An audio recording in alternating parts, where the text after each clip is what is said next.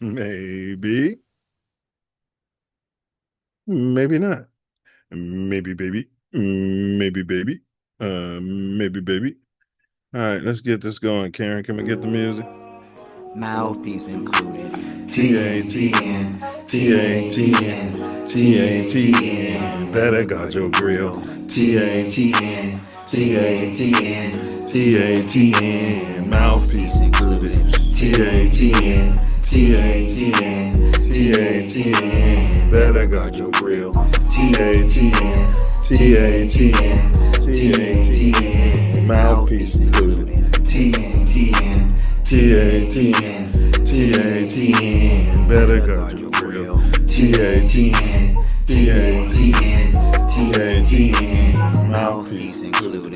TATN, TATN, TATN, better guard your grill. TATN, TATN, TATN. All right, like that? Wait. Better guard your grill. Guard your grill. Welcome to Mouthpiece Included. Once again, this is a pod where we unpack spolly tricks. That's a fusion of your swatch, your poly tricks, and everything in between the collapsible superposition. All right. The Never Broke Again League is in full chaos mode, and every storyline feels like it's pulling in a different direction. The NBA trades and free agency moves are already reshaping the map, with contenders scrambling to keep pace and fringe teams trying to buy their way into relevance. Okay. They're looking to be more relevant. Okay. But off-court tension is just as loud. Moving over to the W, which we're going to rename it here later in the show. Drop Dead Gorgeous, smart Caitlin Clark, America's honeypot, abruptly absconding from fans after they began threatening Alyssa Thomas and her family's life. Okay. America has turned a simple common foul into a national conversation about safety, race, and fandom. And with Alyssa Thomas herself receiving these threats, the W, soon to be renamed here today on Mouthpiece Included, the WNBA is confronting a level of toxicity that no athlete should ever have to navigate. In the NBA spotlight, LeBron James is somehow living two realities at once. The most decorated active player in the National Basketball Association, yet floating, apparently, as an unwanted free agent in certain front office conversations. Teams want the production and the lack of defense, but not the circus. In the Mouthpiece Included, LeBron's statue rendering has finally been completed. Okay. And it's only going to add fuel to the fire, sparking debate about his legacy, timing, and whether the league is ready to immortalize him when he's rewriting the record books. It's a strange, cinematic chapter in a career that's already had more plot twists than most franchises. And then there's the curveball. Mark Stink Schlereth has a scouting report on Caleb Nails Iceman Williams with the intensity of a draft room lifer. It's the perfect capstone to a week where every headline feels slightly surreal. Stars under pressure, legends in limbo, analysts crossing sports, and fan behavior becoming part of the story itself. Today's episode breaks down all of it, from the hardwood to the gridiron, and why these moments matter far beyond the box score and far beyond Rich Paul's whiteboard.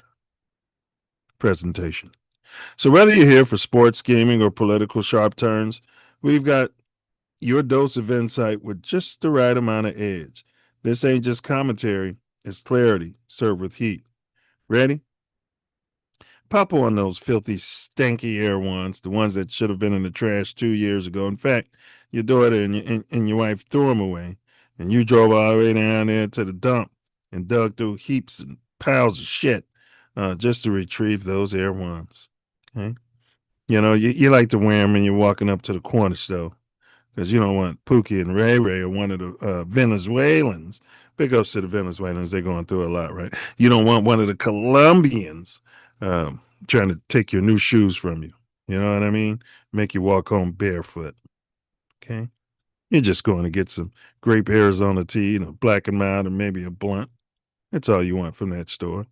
You know, you're going to cuss out the Pakistani that's in there. You know, call him all kind of names. Ask him why he doesn't wear deodorant, things of this nature. But you're going to keep frequenting the store and paying extra money and complaining about it. Why? Because you love it. Okay? That's your programming. That aside, that's the same thing that the general manager, Ryan Poles, did when he pulled up to Hallis Hall at the crack of dawn, stepped out of the limo with those filthy Air Ones. And this video has been scrubbed from the internet. I've been looking for it. And those they panned into those dirty Air Ones and stepped right into the slush. I said, those shoes got to stink. And I knew he didn't wash his arse. Okay. The panel is open. The link is pinned in the chat.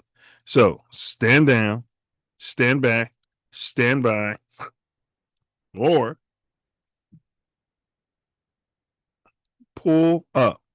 But if you do pull up, don't forget to bring your mouthpiece. Smash the like button for me. Hype this video. Share it to like minds. The views expressed in today's pod are those of the hosts and the guests and are not necessarily reflective of any affiliates or TATN. Further, this is satire out there. This is entertainment purposes. Humor. If you want to go and be butthurt, getting your tonsils tickled, that's a you issue. All right? All aboard. Go grab your mouthpiece. Let's get started. Midwest Festivals presents Ancestral Echoes, Echoes, Echoes. If you were there, you know what I'm talking about. If you missed it, there's always next year, but you missed it. It's an annual house music festival, glamping festival, where you pop out, pop your tent up there. Maybe you got a trailer, some sort of mobile home. You know, maybe you live out of your van life. Pull up. You know what I mean? You can pull up in your whip. There's plenty of stuff out there. Food, fun, you know, bring your unmentionables and shake your bum to 4 a.m. The best house DJs from the Midwest pull up. It's growing. Big ups to those individuals that do all the planning and make it happen. You can still support. They have merch at www.ancestralechoes.net. Thanks, Karen. That link's been dropped in the chat. Big ups Tay Milz Aesthetics, multicultural skin, body, and weight loss pro. You find yourself in the Los Angeles area and you're looking for the best esthetician in the world, reach out to Tay Milz at www.taymilzaesthetics.com. Big ups to Bella B. Bella B. Maybe you want to, make you a t-shirt where, you're a colored guy, but you want the t-shirt to show that you got white skin, right?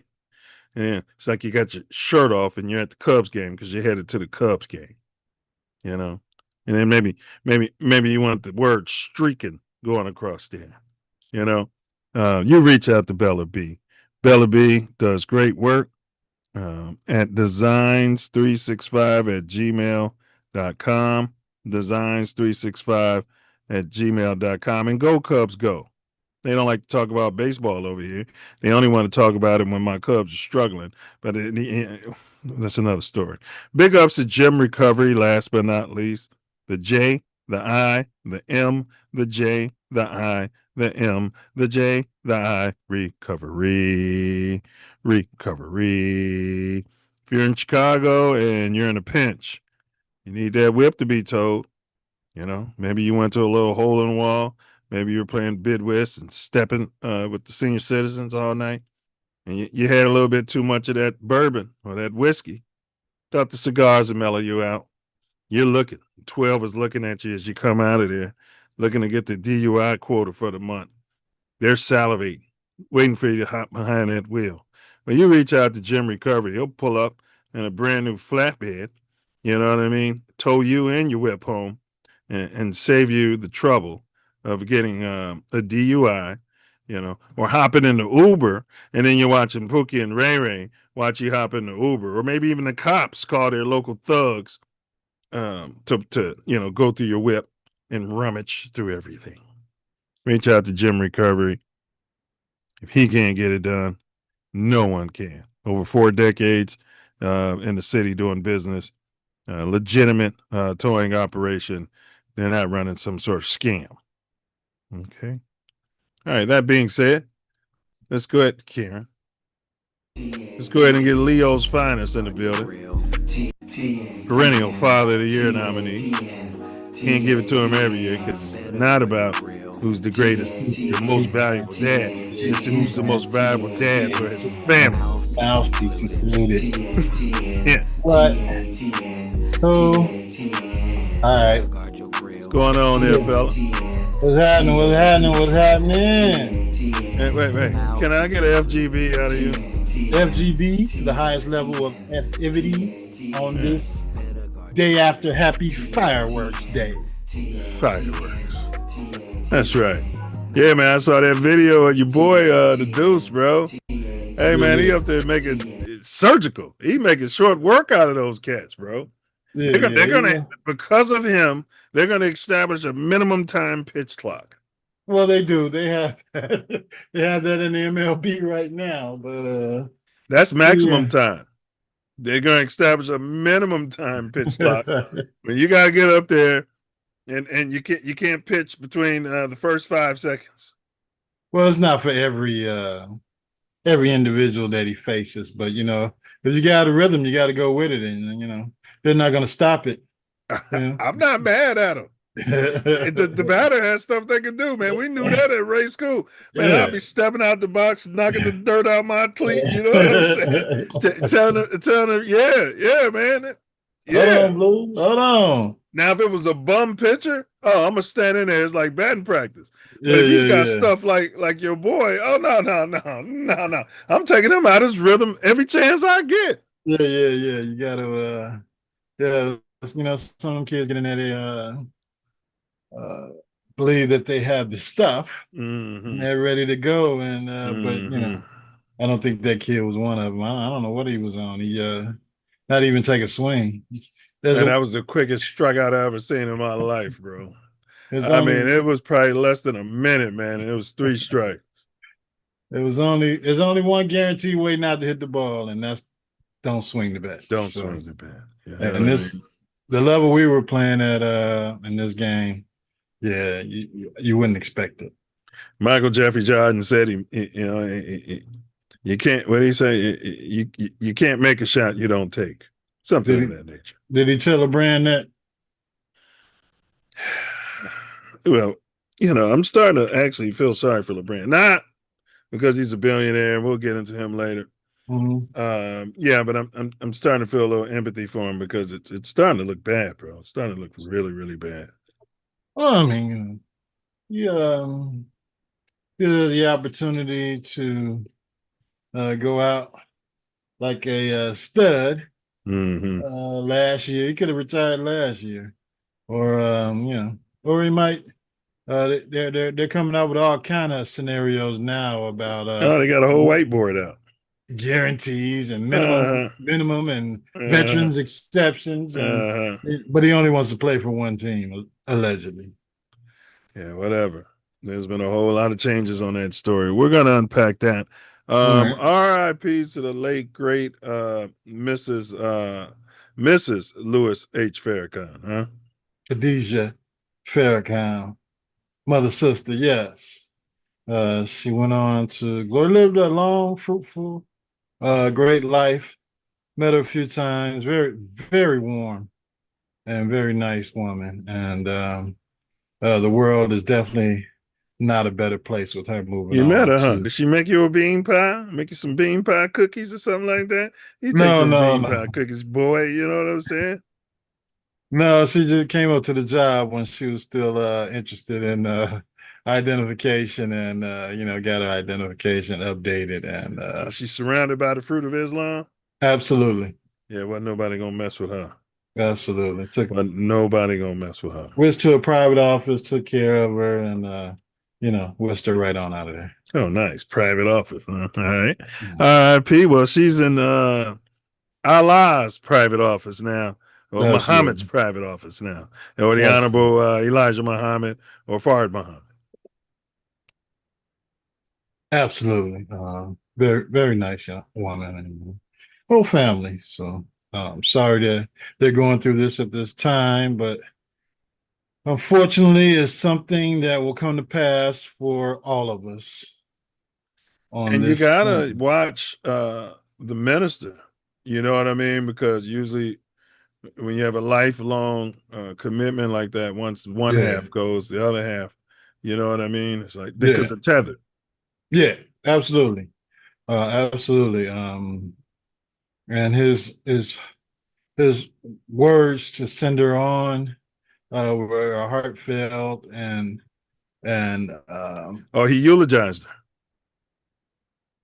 her. he just gave a few words at the end before they removed her casket from the ceremony, and Mm-hmm. he just told the world how special his wife was, and if you're ever going to get married, and this is the woman that you would hopefully receive as a wife, and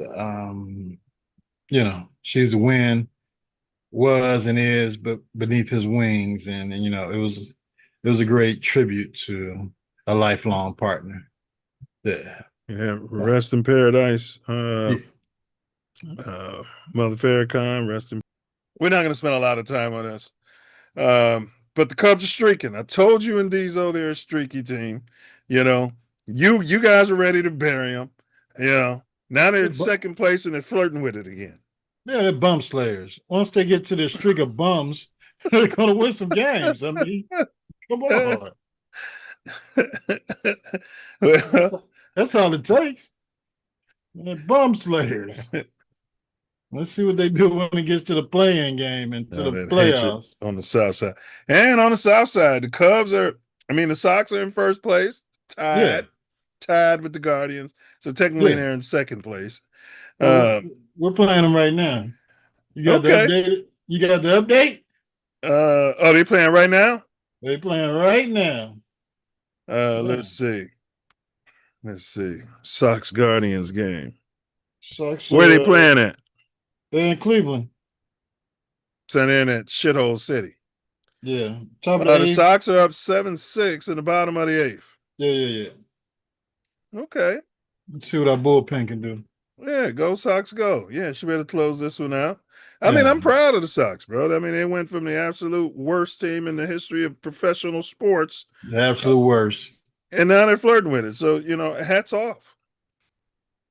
Hats off. And they if they win a pennant, I may invest or purchase, I should say, a Sox jersey. Okay. Something you guys have never seen me in. I had a Sox hat years ago. You know what I mean? Because you just can't go wrong with that. No. Sox ball cap. But yeah, I might get a Sox jersey, and I might wear it on Mouthpiece included. All right. Well, I'll if the Cubs make it to the playoffs, not the play-in, Yeah. playoffs, I'll bust out with some of my old Cubs gear. All right. So you have some Cubs gear. Yeah, absolutely. Yeah. You're some sort of Told baseball, you. some sort of baseball bum on the fence rubber, the No, baseball no, I told you. bisexual or something. You know what I mean? when my oldest son was playing for the Cubs, I was a Cubs fan mostly because that's where, Yeah, one of those ugly ass jerseys, half socks, half Cubs. The shit don't match. But Somebody now, should make a viable one. Like I'm sure there's some alternative colors. Like the socks got that red. You got to do yeah, that one, bro. Do that one. yeah, Don't do the ones that just make you want to puke when you see it. yeah. Well, yeah, the City Connect for the Cubs and the City Connect for the Sox. Yeah, I don't think that'll go together either. No, Yeah, it could be that somebody red jersey with just this got to think of cut something. with this. All right. You know what I mean? Yeah, All right. it might work. Colin Sexton, he got extended.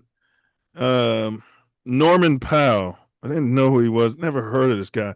And let me say something to the NBA commissioner. Your league sucks. Okay. I thought Colin Sexton got extended out of town. He's still a Bull. Oh, is that where he got extended? Out of town? Yeah, yeah, he's gone. I think he's on the Lakers. Matter of fact, is he? They don't want to tell you about any colored players out there in LA. They want you to know that they got all pinks, cream, no coffee, starting five out there. You want to sell some tickets. But it's one of them lineups y'all will catch me playing with before the regulators came. It'd be me and four white boys out there dominating. Boy, they used to give me the rock. It's like he's black. He can do it all. Yeah, moving around. Boy, they pass the ball. They not forcing their game. Well, we spin there winning. Then the regulators will pull up. I'm like, okay, white boys. You know what I mean? You finish your run? Yeah, we're gonna play you next. My buddy's got next. No, he doesn't. Yeah. I suggest you guys quit while you're ahead. All right, Norman Paul, hadn't heard of him. Signed 2 years, $45 million. This is true, right? With the Bulls. Bullies. Yeah. He was a pretty productive player, huh? Yeah, all-star out of Miami. So he's a sharpshooter. Pulled himself up by his bootstraps. Yeah.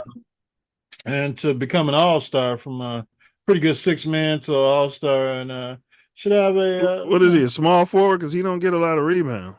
He's a two. Okay. All right, those are good rebounds for a two. Yeah.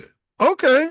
So some of these lighter hue players they gotta compete. They gotta compete for their positions this year, huh? Oh yeah. Yeah. Patrick Williams has to compete if he wants some minutes on the Chicago Bulls team, unless we can put a package together. Can't they buy him out? How many more years is on that deal? I have to look it up. This should be the last season. They should be able to buy him out. You know what I mean? And I'd buy him out with some Portillos. You know what I mean? I think he's got 2 more years. Yeah, well, yeah. They could buy him out. He would have been bought, but I think they gave him a player option or something. Something ridiculous for a player that's never started in the NBA, and you doubled down and gave him all this damn money. He didn't even start in college. No, I doubt if he started in high school. Well, he had to start. Well, not necessarily. Not necessarily. Yeah. Wow. But yeah, he got a. Hold on, let me find this dude's contract. It's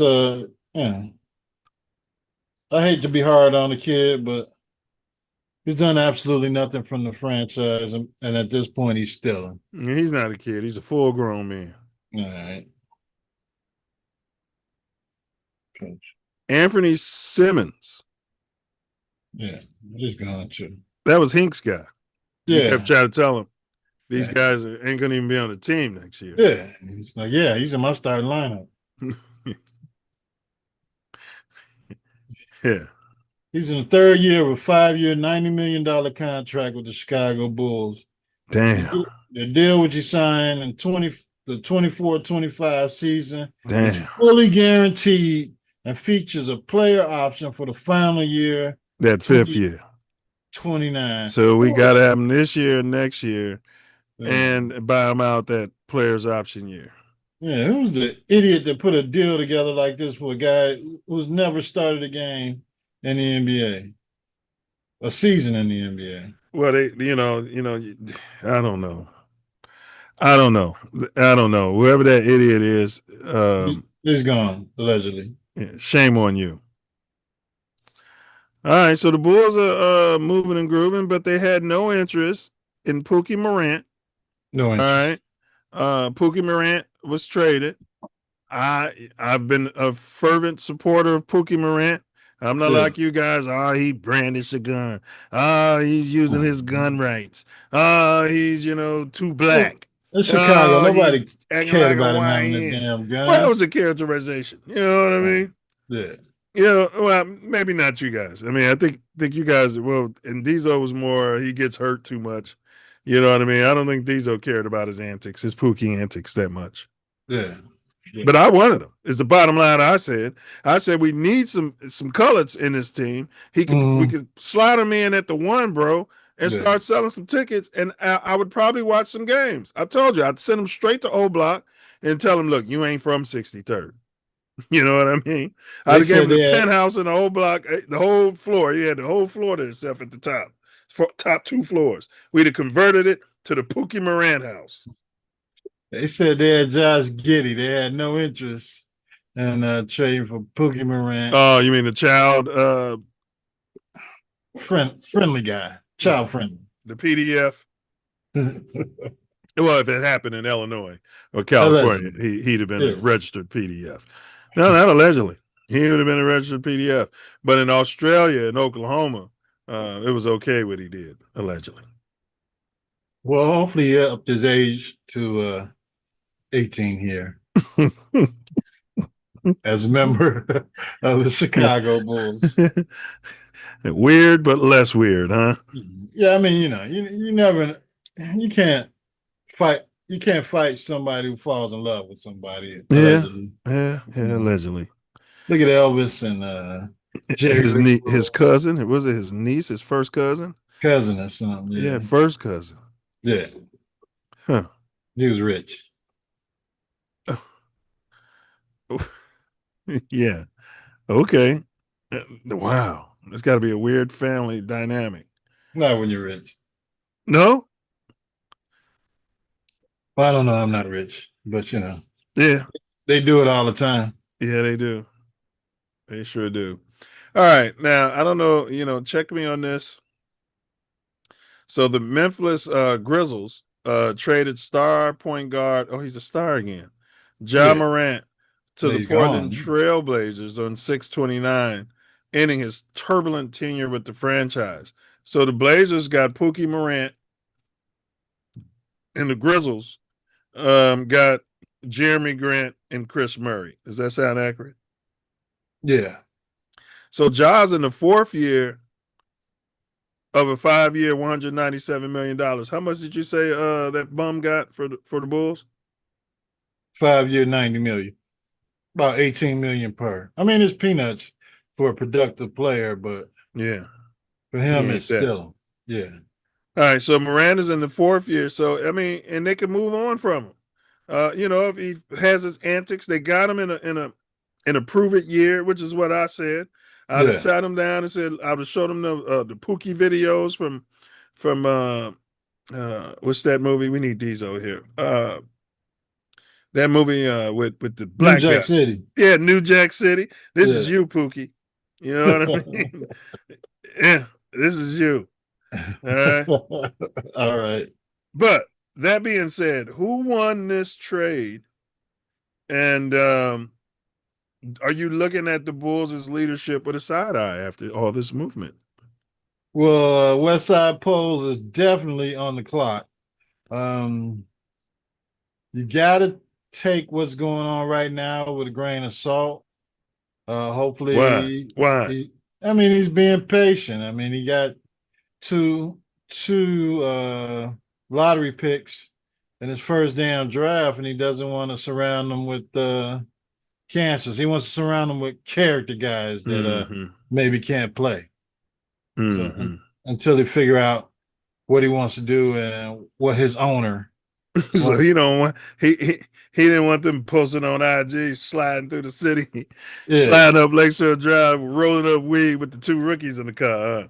Right, right. I mean, you already had the picture of your boy. Well, nah, you didn't have it, but there's already a picture of uh Caleb posted up with G Herbo. So we'll Yeah, I mean, come on, Herbo's a star though, bro. yeah. I mean, yeah, I understand all that, He's but a star. I mean, he may or may but not be a gangster. You know, we know where he came up at. Um, we was just talking about that at the ballpark. I was like, it's not like he was out there like Eddie Curry, up there 79th at Dembo's, chilling correct. in $100,000 car. He was probably in the north suburbs or some suburbs, or G Herbo was out with his kids or whatever, and doing whatever, and It's they like just hanging bumped out into with something. Boosie or Drake. You Yeah, know, we're not gonna act like Drake doesn't. Is not the leader of a gang allegedly. You know what I mean? We're allegedly. not gonna act like he's not funding just because it's in Toronto. We're not gonna act Right. like you know what I'm saying. Just because he's high yellow, we're not gonna act like He's not he's moving. any less of a gangster than Herb. He's not moving the pounds by way of tour bus or airplane Correct. or We're not gonna yeah, act yeah, like that. yeah, That he's financing the guys with the weaponry and the things they need to keep it yeah, going out there on the street. yeah. Well, he's light skinned, so So I don't hold that against him. Now I'd he be go more in. concerned if Pookie Morant was rolling around with her. Mm-hmm. Yeah, it'd be a red flag for me if Pookie was running around with those drill rappers. Like where King Von moms. Bro, I set him up. I set him up with one of those drill music producers. And Pookie, look, you're gonna get your album. You know what I'm saying? We're gonna surround you with all the street criminal thugs. You know what I mean? You know what I'm saying? We're gonna we're get gonna some little blur dirt. we're gonna Uh, blur the gun out. We're gonna blur it out. You're just gonna hold it, but it's gonna be blurred out. Yeah, we're gonna have you holding the gun in all the videos. You're gonna get your whole wad off. But that being said, who you think won that trade? I'm gonna say I believe the Trailblazers won that trade, getting Ja. Yeah, anytime you get a superstar player for a couple guys, average players, and you got a chance to re-sign them, uh, yeah, yeah, they need some. You always think people will need bigs, but if Dame time can come back and you got Pookie Morant running around for half the season, and a couple other players, you're in a position to maybe do something out west. I And mean, maybe Dame time can mentor him a bit too. yeah. Like this, how you get this next contract, young fella. Yeah, I'm making $60 million a season. I don't even play. This is how you get this next I can't even contract. carry my laundry up the stairs no more. They giving away money to crusty veterans these days. Yeah, man. Don't get a bag back.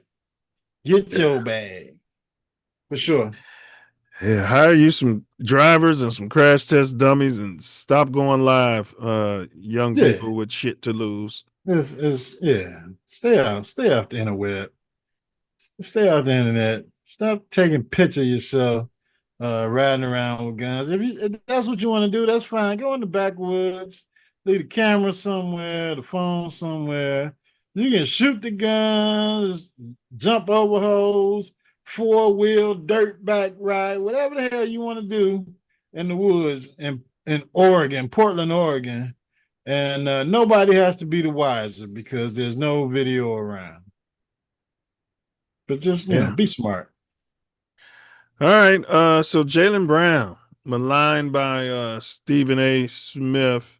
Mm. They've been having some sort of back and forth. Jalen Brown's dad, who's a gangster, called out Stephen A. Smith. I think he wants to put hands to face. Told him to come outside. Somebody got to Um, do it. Cash me outside. yeah, yeah. But Jalen Brown is now with Philly, and all of the pundits and all the pundits men are saying that now Philly could be the team to beat, and he's on Rich Paul and LeBron. Philly is on Rich Paul and LeBron James's whiteboard. What do you Mm. say about this trade, and who won the trade? We're gonna pull up the details. I probably would say Philly. Philly won the trade. You got a Finals MVP via trade. I never liked him, but go ahead. I know you never liked him, but I like him. I like him as a player. I think he can even progress more in a city like Philly, as opposed to being in the we don't know what's in that heart part of the Northeast called Boston. Yeah. And yeah, and he'll be a better asset to the city of Philadelphia versus Boston, Massachusetts, even with the chip that he's carrying in his So you pocket. like a guy who goes over 20 in a game 7. You like a guy who comes out and says this was his most favorite season, not the season he won a chip. You like that, huh? Well, that's that guy's opinion, and we all have them, just like buttholes. So Yeah. You yeah. like that. You like that. No, I like some of the things he said. Just like we all have different things that we say or feel that other people might not like, but it is what it is. He got his chip. Hopefully, he can help Philly get to a chip. He was MVP of that chip. Yeah, so we'll So he see. did bounce back after the He can't. flop. He bounced back, and he probably would have bounced back again this season. Yeah, yeah, he carried them all last year while Tatum was out. Tatum's high yellow though. It's okay. Yeah, they like him. Yeah, He's easier on the eyes over there in yeah, Boston. closer to their complexion. Mm-hmm. Yeah, Feel yeah, safer. yeah. Well, I mean, we'll see what his career entails in the future, but I think he'll have a better go of it, easier life, and more city to his liking would be Philadelphia over Boston. Well, Jaylen Brown was traded to the Sixers in Done, exchange for Paul George. done. Um, he likes the deer antler spray. 2 Mm-hmm. first-round picks, Mm-hmm. 2028 and 2031. Mm-hmm. Probably won't be great No, first-round picks. And 2 seconds, 2028 and 2030. yeah, Now, that's um, garbage. Who cares the about those? 2028 first-round pick can convert into swap favorable to the Celtics. And the 2031 first-round pick is unprotected. Wow. Okay. So they're counting on the Philly is counting on the Celtics to tank. I suppose. Well, that's a lot of tanking. I mean, they might feel a certain kind of way about what Paul George would add to their team at this point of his career. And the high Uh, yellow coming back off those injuries and not being damaged goods for the rest of his career. yeah. Yeah. They know But Paul George is, stitched up. I don't think Tatum should have even came back last season, but you know, I they agree. they felt he was ready, I guess. But if you're not playing for the chip, your team was in the playoffs. Just go out there and And get they had the somebody number that 2 seed. You messed up the whole chemistry. yeah, yeah, you sure did. And they probably would have got a lot more for trading Tatum, and they could have rebuilt that thing around Brown. Yeah, they didn't like Brown. Yeah, he does do that podcast. They don't like when the dark skinned guys have a podcast. I'm gonna tell you that right now. You can be high yellow and talk all you want. High Brown, yellow curly hair. yeah, you gotta have that good hair. Yeah, Brown is currently in the middle of a 5-year supermax deal. His remaining base salaries are $57 million for the upcoming season, 61 and 28, and 65 in 28, 29. So you yeah. got to look at that. George is set to make 54 million. That's a damn shame. George is making more than LeBron. With the 56.6 million player option for 27, 28. That shit is And, crazy. and he was going to take that damn option. Yeah, I'm getting rid of him. If I can get Jaylen Brown, come on. Okay, and this brings us to the West Side Polls. He's on the first thing smoking. Why ain't the West Side Polls on the phone, which we clearly discussed on here? We were talking about the type of packages we said, and we Mm-hmm. said 2 first-round picks and some Yeah, players. We yeah, could have gotten Boston would have loved those white boys we got. Yeah, they would have definitely loved him. We would have gave him anybody on the roster except for The two the four. rookies. Yeah, except for the rookies. Yeah, yeah. They could have had Right. anybody on the damn team. And we could have had Jaylen Brown in here. A hungry Yeah, Jaylen Brown, ready to prove Stephen A. wrong. yeah. And the house that Jordan built. Yeah, no interest. Well, he's got a long-term vision. They're rebuilding this thing for the studs. Yeah, yeah. But it helps to have a Finals MVP. Somebody you're definitely gonna get you 20, 25 points a night.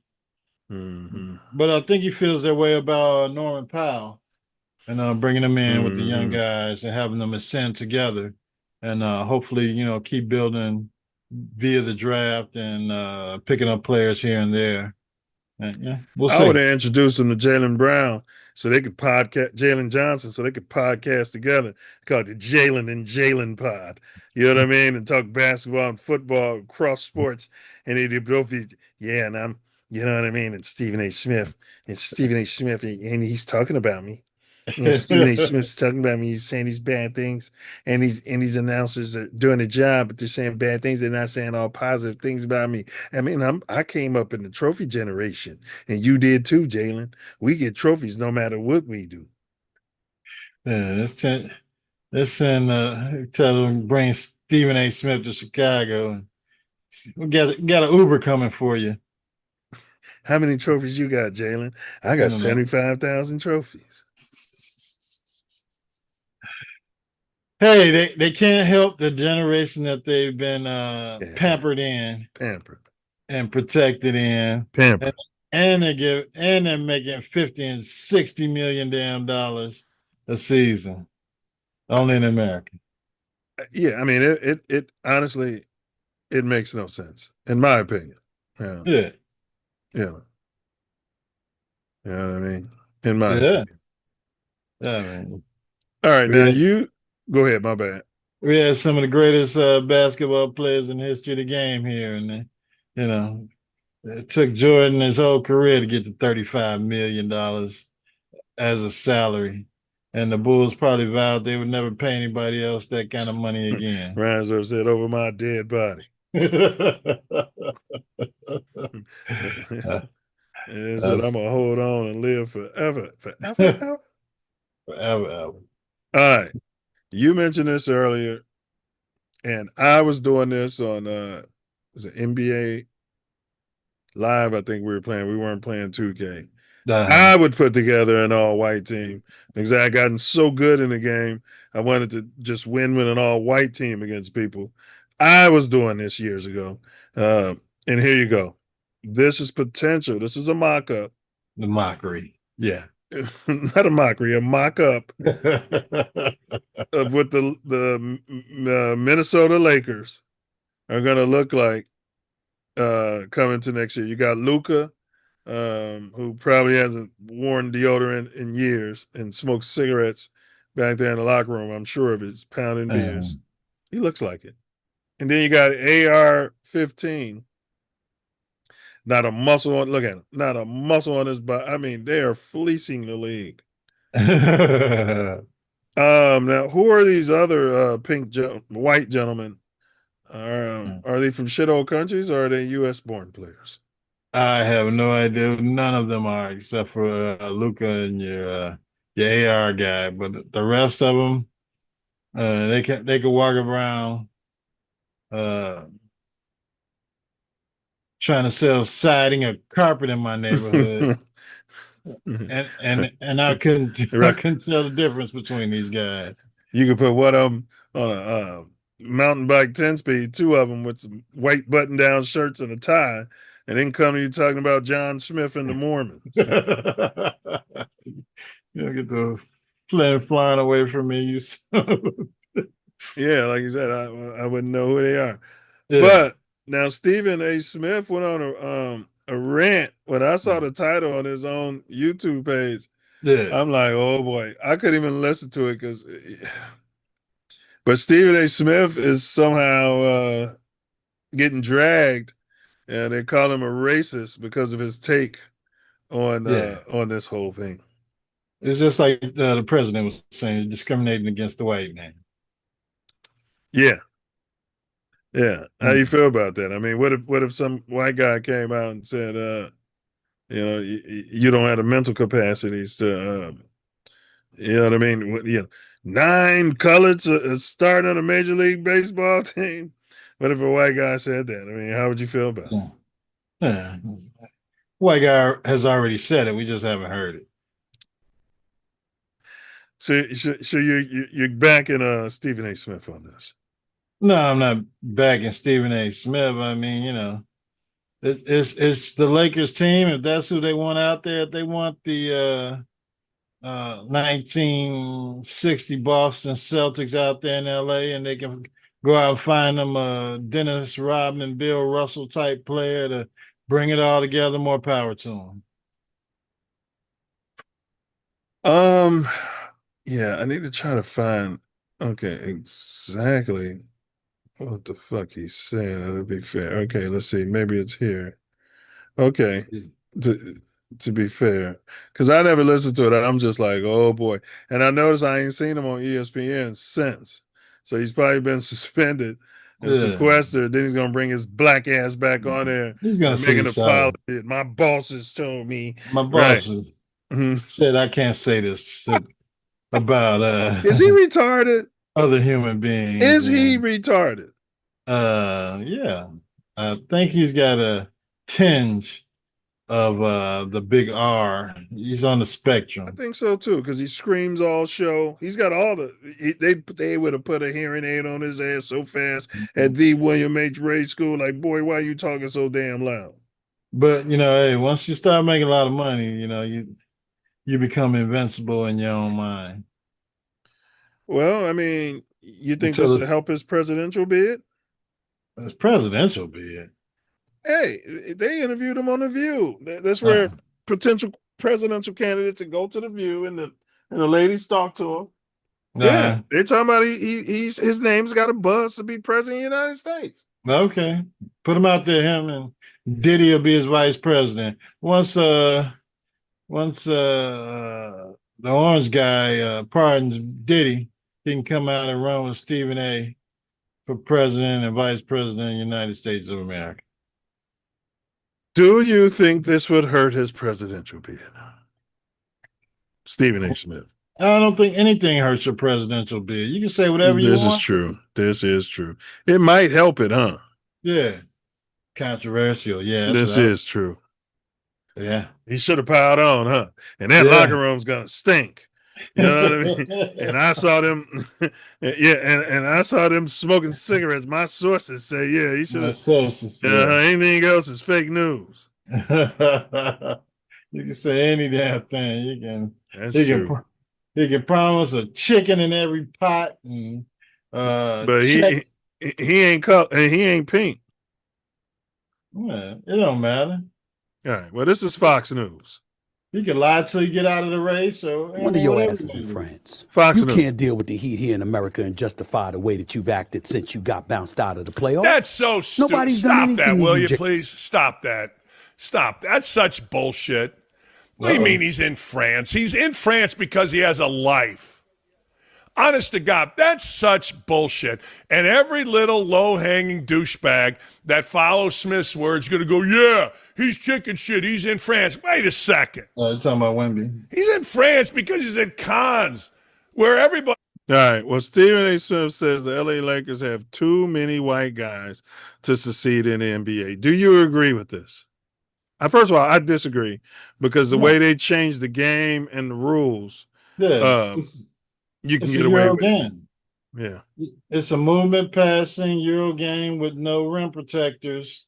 And we went all the way through the NBA finals basically without seeing any rim protectors. I mean, Wemby would block shots because he's 7'5", but he wasn't really protecting the rim. You just pull him out there with your stretch 4, stretch 5, and he's not thinking about blocking shots. So, it really could happen that they could be successful in the league. Do I think they could win? No, but they definitely could be successful. in this Euro trash slash current NBA that we have now. What he picked up Walker Kessler. All right. Who is that? He's out of Utah. He's a big man. Oh, okay. Yeah, and Luka wanted a dominating athletic center, so they went out and got Walker Kessler. Yeah, they got rid of the athletic black guy they had. I think he's going to be a black up now. Okay. Maybe they'll try to package him. Maybe the Bulls could get him. We got money to burn. I mean, like they sent him to Washington. Did they?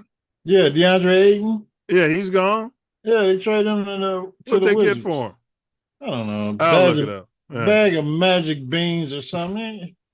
I think it was another white player. We could have brought him in. He could have helped the Bulls. Yeah, we had no interest. You know what I mean? I'm sure his contract's about to expire. We could have brought those guys in on their expiring contracts and let them play their ass off for new money. I don't think that guy has any interest in winning this year.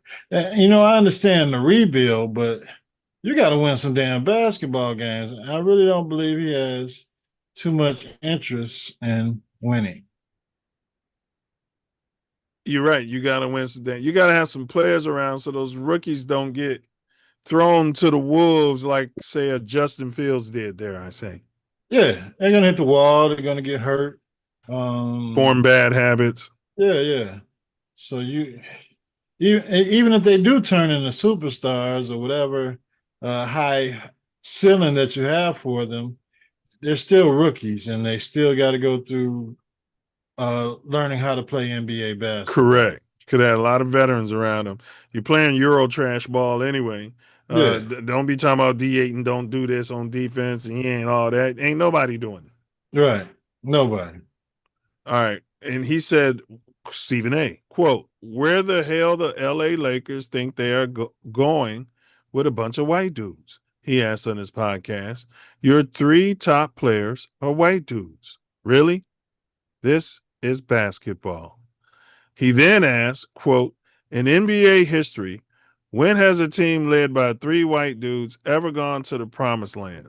Somebody's got to say it. Does this not know NBA history that they didn't even have colors? Does he not know about the Celtics with Kevin McHale, Danny Ainge, and drop dead gorgeous Larry fucking Bird? Yeah, apparently not. He doesn't know about the Bill Russell era with Havlicek and Heinsohn and that other cat. I mean, you know, they had a couple of colors on their team to help them win. They had colors, of course, yes. But just like the Lakers do.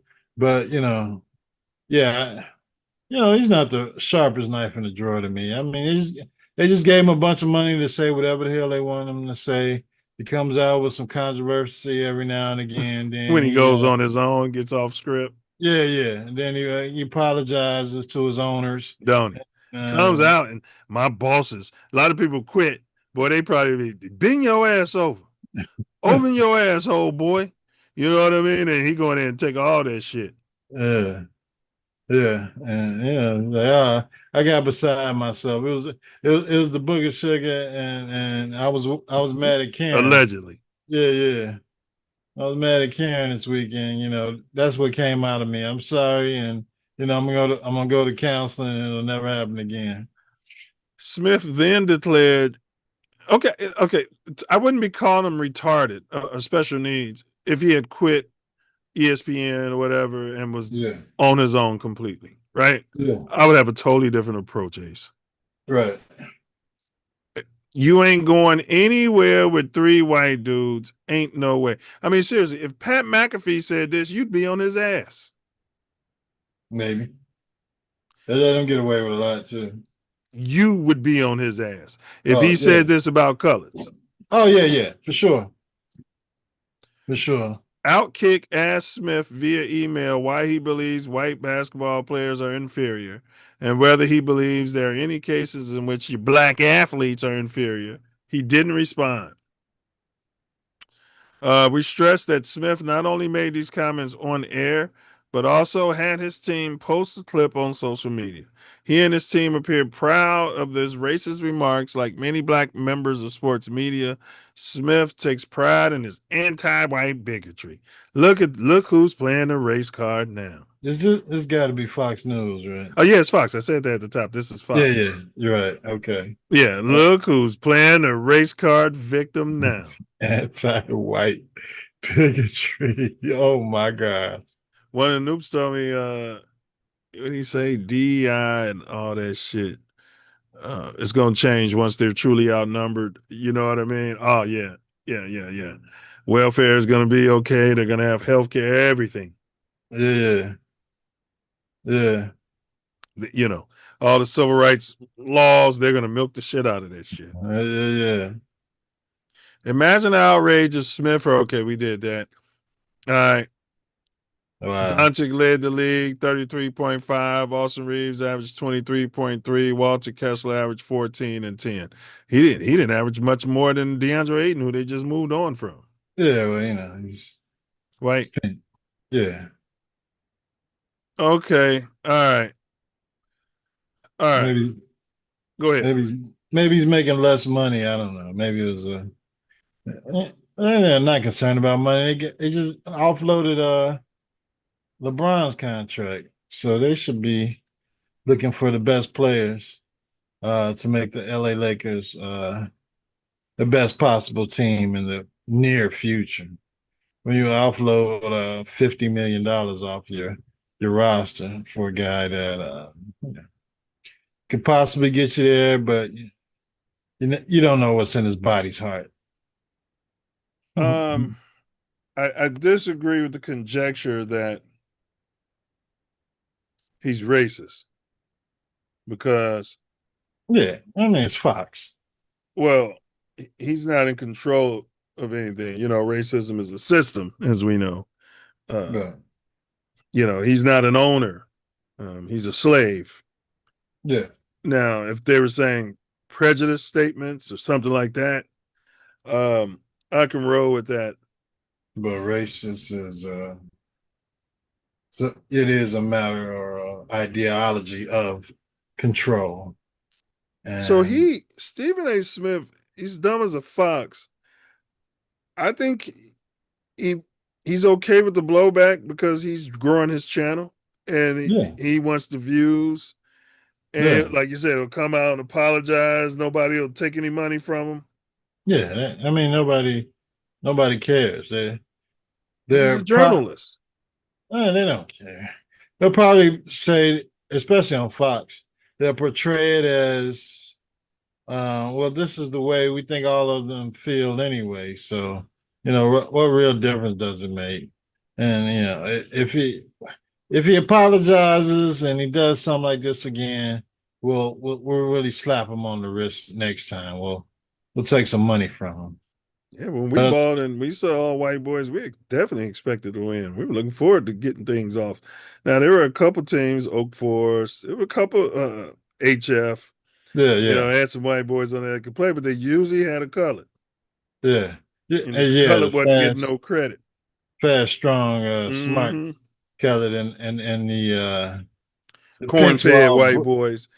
Pinks were all bred to rough you up or be six, whatever, and getting all the calls. Yeah. It's a shame. It's the same way 30 years later. Yeah, they're playing dirty and getting away with it, especially at their place. HF, man, we go there, Ace, and in the Sick East, everybody knew the refs. You know them since freshman year. You're playing, right? And you go to HF, all strange refs you've never seen before. Ever seen before. Like we know these guys. We know every ref in this damn conference. Where the hell are these guys? Who are these fucking guys? They're from the Big Ten. We brought in a special crew for this game. Yeah, I know they special, all right. Yeah, they was paid off, bro. And then they'd be talking to the HF players. They knew the HF players. They'd be talking to them. Hey, how you doing today? Yeah. They didn't know none of the coons. It was like a game we had last week when we got cheated by the umpire and he was chatting it up with the other team and giving them dap after the game and left out of the damn game out of their dugout after cheating the shit out of us and not giving us any third strikes for about 5 innings. You know, I mean, strike straight down the middle. He's just standing there, ball. All right, we got Big Hink coming to the building. That's what they do, Ace. Yeah. And then if you go ham, you the bad guy, and the family start recording this shit. And all we want is a damn fair game. If y'all beat us, you beat us. But if we get a fair game, you know what's gonna happen? We're gonna beat the brakes off of y'all. But that's what makes us. That's what makes us better. All the cheating. Yeah, absolutely. So, Hank, did you? And first off, can we get an FGB out of you, bro? All day, every day, man. Fuck Green Bay. I ain't gonna use initials, baby. We're gonna say what we need to say. You know what I'm saying? Let's say what it is. Yes, sir. Yes, sir. Fuck the Packers and the Packers. We're about 70 days away from some football. 70 days. All right, so Big Hank, I'm sure you've heard the hubbub and what Stephen A. Smith had to say about all the white boys on the Lakers.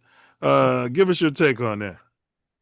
It's kind of funny, man, because it does remind you of 1965 Lakers back in the days when before they George they got a few colors. Yeah. Minneapolis so Lakers. It's only it's only fitting, for it's go full circle, bring the all white team back. It's all fitting.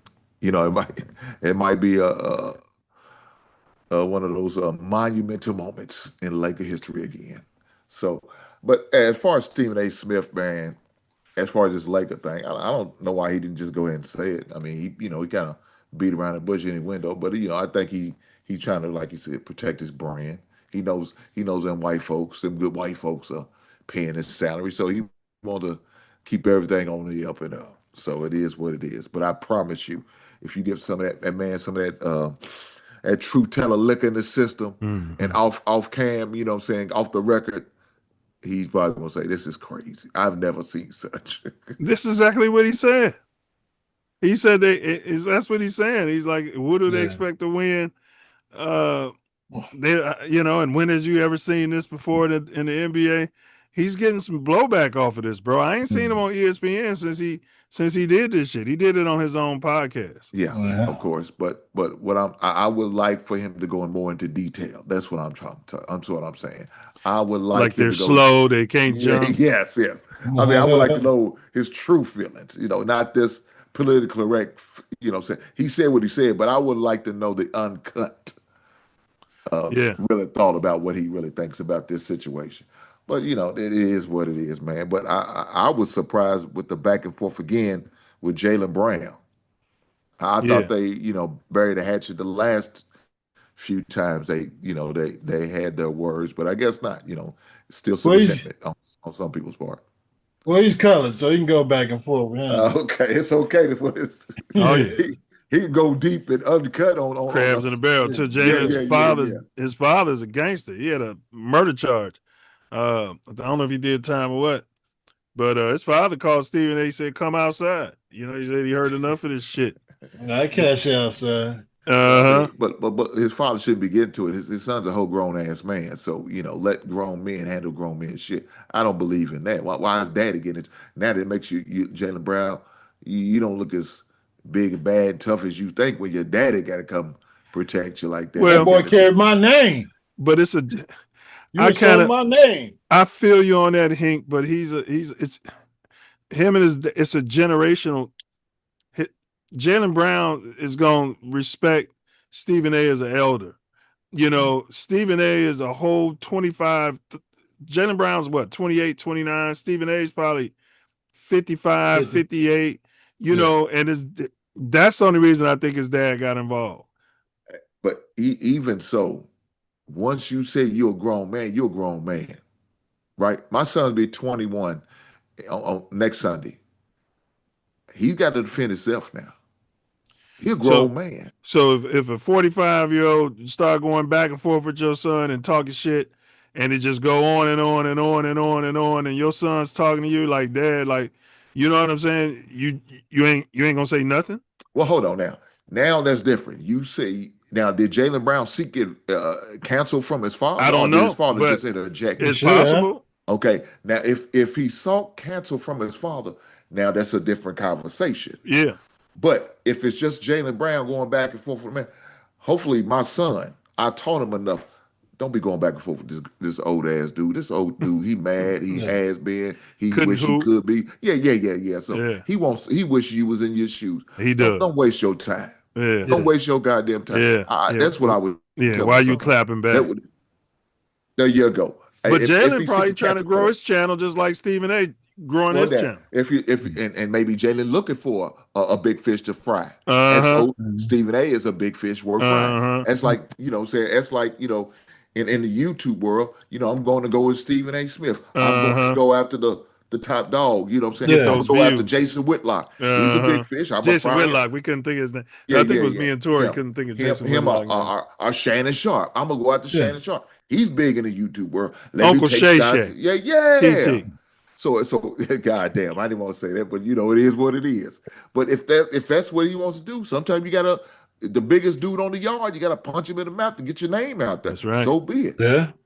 Well, yeah. I mean, if that's what your end goal is, and you have a willing participant, hey, go back and forth with him, get you a million followers, and go forward from there. It's like rap beef back in the day. You go after the top dog. Sure. You know what I mean? So if they mention your name on a song, you won. Yeah. What was that? Cannabis went out the LL.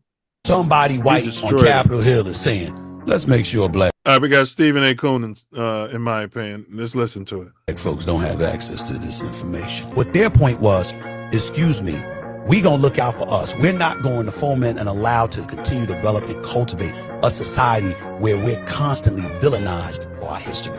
That was then. That's no longer the case. Kids shouldn't have to be growing up reading about this, hearing about this, studying about this. The black delegation has upgraded Stephen A. Smith's suspension from fuck. On Capitol Hill is saying, let's make sure black folks don't have access to this information. What their point was, excuse me, we gonna look out for us. We're not going to foment and allow to continue to develop and cultivate a society where we're constantly villainized for our history. That was then. That's no longer the Okay, so he's speaking out against what do they call that history they don't want to teach in school? Critical race theory. Yeah. So Stephen A is defending, he's saying why the white man don't want it. And it's one thing to say why the white man don't want it. Because that's just a statement of his opinion and fact. But he agrees with what the white man is doing. Well, that's what he's part of. I mean, his owners tell him what to say on a daily basis, and if critical race theory needs to be erased from the quote unquote history of the country, happy Fireworks Day, Hank. Anyway, and happy blow your thumb and 3 fingers, big up 4 extra. He need 4 extra fingers, big up to him. It is what it is, and if his owners tells him to come out with that kind of statement, then that's what he's going to do. So you're pro teaching all the American history, so that especially all these foreigners who come over here can know why the hell they even over here and who paved the way for them. Yeah, right? Absolutely. They got to know what we went through. I know they want to erase it from the history of the world. But it can't be erased because it's the foundation of this country, as opposed to Fireworks Day. Our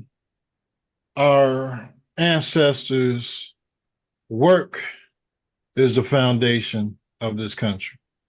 All right, Hank.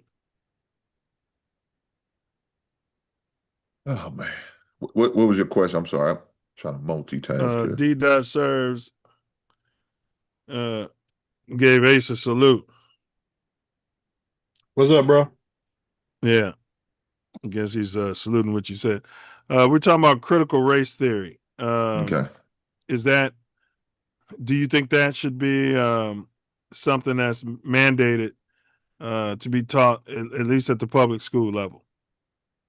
No. Let me say that I had these conversations before when that first came up probably about a year or 2 years ago. Um, I don't think no Black history should be taught in schools because I don't rely on the people that they're going to have teach us. I don't. I prefer it to be taught by our ancestors, our family members, our grandmothers, our great-grandmothers, our grandfathers, our great-grandfathers, our uncles. That's who I wanted to teach us.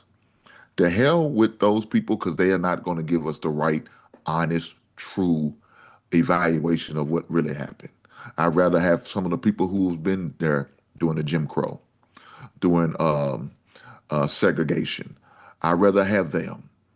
I'd rather them have them to even talk about, to speak on it, educators, whether even if they don't had never experienced it, doesn't mean that they can get it from their point of view. Because at least I know it'll be an honest, thorough, and truthful conversation by our folks. When we rely on people who doesn't look like us to teach us, it's going to get watered down. It's going to get bullshit. And that's not what we need. We need the true, uncut version of our history. So no, I don't care about them even try to attempt it. Don't do it. You're wasting our fucking time. Utilize that money for other resources. Don't waste it because it's not going to go for a good cause. So no, I don't. So my only question for you then would be, should we continue to learn about white history? It shouldn't. It should be an elective. Should we just get rid of history, period, in public Yes, schools? it should be an elective. If you want to learn about it, make it an elective. It's not should be something that we need to in order to graduate from schools, or graduate from. It shouldn't be. It's an elective, just like gym, just like physical education. It's an elective. Just like if I take up home ec, it's an elective. So all the history about Dr. King, Malcolm X, Selma, chattel slavery. We know that look, not Milz. We know they're only going to talk about 4 individuals. Right. Martin Luther King, Frederick Douglass. They're going to throw Harriet Tubman in, and the new and improved the rainbow president, Obama. That's who they're going to talk about. Obama. I mean, that's the 4 they're going to get. You're going to get that. You're not going to talk about Medgar Evers. You're not going to talk about him. What's my man's you're name? Not going to talk, Nat Turner. Yeah, you're not going to talk about him. You're definitely not going to talk about him. Farrakhan, you ain't gonna talk about Farrakhan. You might. You talk about. But I'm saying, you might give Malcolm some of X, these young boys some ideas. Muhammad Ali. Not gonna talk about. No, we ain't not gonna talk about these people. We're gonna talk about the safe people. That's who they're gonna talk about, and they're gonna tell you that Abraham Lincoln was your daddy, and he freed your black ass, along with the assistance of his brother Frederick Douglass. So shout out to the man who likes titty pinks. Shout out to the man who likes titty pinks. So you would rather have them not talk about anything? No. Well, they could look. They could talk about it. Nothing. But I think history should be an elective. It shouldn't be mandatory class in order to graduate. Nothing that black man or woman has done in this country. No. Come on, man. What's her name? Henrietta Lacks. None of the scientists. None of the history of the black colleges. They're going to talk about the same people. Morris. Who was white friendly. That's who they're going to talk about. That's who they've been talking about. That's all they're going to talk about. No, but the movement is about talking about critical race theory. They're not going, look, they're going to talk about what's safe. They're not going to make it look like they're the villains or the bad guys. Do you think they're really going to do that? Well, we've been through that throughout our educational upbringing of them giving us the watered down versions of the stories. Spoon feeding us our history, and we had to seek information on our own. Right. And that's what we should do. That's what we should have been doing. That's what we should do. Because I can't rely on them to be honest and truth and forthright. No, I can't. But there is a fault in you looking for those who live through this to spread this on, because their numbers are dwindling by the day. Okay. And Ace, we accept that. That's why And the people like YNs don't want us. to hear none of that That's shit why from people their like elders. me. That's why people like me. I'm teaching my son. Yeah. I'm educating him. I'm turning him on to the resources where he needs to find out and learn. And what I don't know, we're gonna learn together, right? Okay, but can't you do it in concert? So my rest her soul, mom was a former Black Panther. Okay. And she would teach me history, different things.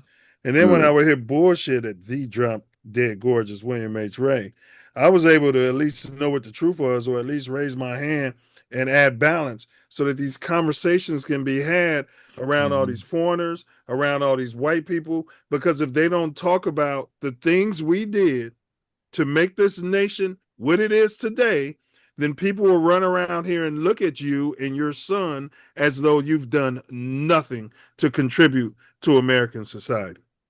And so let me finish. And it's important. I know this is important because how we sit in that class and listen to them talk about the Greeks and the Romans and all of this shit, right? Teach us all of that, show us a white God and all of that, and talk about the forefathers and Lincoln and George Washington and all of these people, right? So because that's conditioning us and them and the foreigners. But it's since our history has been distorted and ignored, we keep falling further and further and further. Right. It's being distorted all over the world. So when you get on that college level, now that's a different genre. I'm okay with it in college because now you got people who can also challenge the instructor, right? You can challenge the professor, and it's okay. You as a high school student, get your ass up out of my class. You're not going to challenge me. You don't Well, I was know in honors classes. They wasn't doing us like that. Oh, okay, cool. I'm a public school kid. That's how they would do you if they feel like you're trying to challenge their authority. Yeah, I would have came home and told my parents, and they'd have been up at the school the next fucking day. Like, wait a minute, shout out you to kicked the them South. out for what? Do you know what I'm saying, Hank? Like that's he was going to school. Mitch McConnell's cousin was the teacher, so. Hey, R.I.P. to Mitch, because I think he's dead for real. I don't think he's still around with us. I sent Ace a video about Mitch. Yeah. All right, I think Mitch has moved on. They just ain't released the they just ain't released the information. They ain't telling us. Yeah, he all plugged into the machines. Big ups to Mitch and his family and everything. All right, well, let's move on, man, because that's a heavy topic. Yeah, yes, right on. But it's one that needs to be talked about, though. So I ain't gonna fault you for bringing it up. 100%. Way too early NBA Finals prediction. So who's coming out of the West? There's been a lot of player movement, and who's coming out of the East? What y'all got? I'll start with you, Hank. Smoke G we talked about this last week. Smoke G said the Moose is in the house. I don't think we did our way too early NBA Finals prediction. Way too early NBA Final. Yeah, we didn't do that. Okay. We did. We just went over the records. That's what we done. Okay. You gonna take that from Diesel? Rubbing the bum. All right. Look, shout out to Diesel for coming through on the show and contributing via super chat, donating a little money to the program. All right, big ups Diesel. But hell with him. He's just mad because the South has risen and we all great in the South. Shout out to he said the Moose is in the house. I thought he said the Moose is loose. That's what you need to go with. Loose. Shout out to the baseball team from the state of Oklahoma for the SEC winning another South title. So shout out to Oklahoma for winning the title. Right, I told you the South is it. Texas won for the girls softball. And what they do in celebration? They went and burned down a colored town. They did this. They went and bombed a colored town. No, don't do that. Don't do that. Went and lynched some boys. South, baby. But no, Let me say, I'm gonna say from the West, I think Oklahoma will be back. So I'm gonna go with Oklahoma. And if one of these teams in the East can land a LeBron, oh shit, ah, go ahead. It's your take, not mine. I mean, I don't know if Philadelphia is really serious about taking a shot at LeBron, but if they are, according to Rich they could Paul, definitely he fit represent the right at East. the 4. They play him at the 4 position. They need a 4. Now, I tell you this, Joe Embiid ain't gonna play but about 40 games. But you know, if you could just reserve most of his play for the playoffs, maybe they may have a chance of winning. If LeBron James wins 3 finals in a row, 3 peats with Philly as a 42-year-old man, is he your GOAT? What, win 3 titles with 3 Philly? peats in Philly and then retires after a 3-peat. Close it out. He's got, 6, 7 titles at that point. Yeah. As a 45-year-old man, he's still winning chips. Is he your GOAT? Hey, if that man can win a title at 45, man, I got to give it. I got to. If at 45, yeah, 3-peat. He's your GOAT. Even if he's not the MVP, even if he's riding the coattails of all these young boys. Well, hold on now. He at least got to get an MVP for one out of 3 of them. Uh-huh. If he gets 1 out of 3 of them MVP. I tell you, he's a closeted LeBron's the GOAT guy. All right, Ace. You know, we're going to get it out of him one day.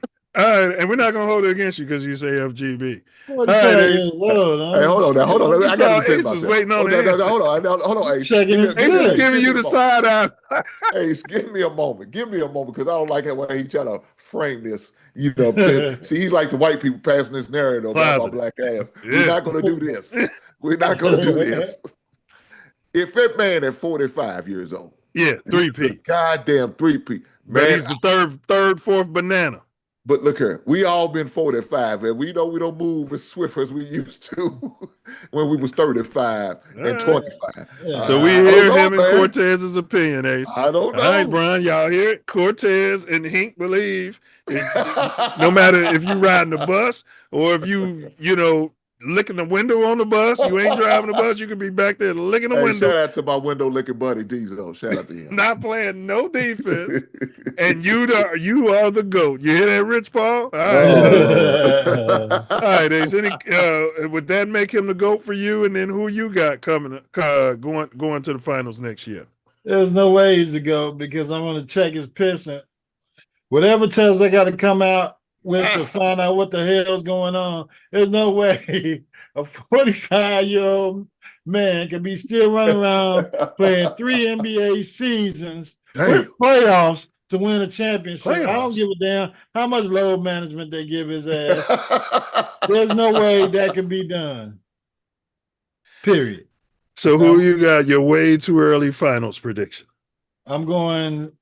I got to go with the San Antonio guys getting. Jumping on my Wemby bandwagon. Well, you want me to pick the Lakers? No. Stephen A. wouldn't like that. But I know who coach is going to pick. I guarantee you Hugo going to pick the Lakers. Shout out to that's the real snowfall right there. Uh-huh. Yeah, I'm going San Antonio. Ooh, the East. Ain't nobody picking the Knicks. I mean, it's an easy selection. You think that Knicks can repeat? Man, they mowed through the league, bro. They mowed through the playoffs. They're not losing a lot, man. They got their the East to get better though. Yeah, they're keeping their team together. Yeah, they picked up Andre Drummond the other day. They lost the Mitchell Robinson. And they picked up. That was to be expected, though. That was to be expected. Yeah. Man, that's tough. You got Philly picked up your boy Brown. LeBron might end up back in Cleveland, and I heard they trying to get Bronny. Rumor is they trying to get Bronny, which I was saying, Ace, to entice.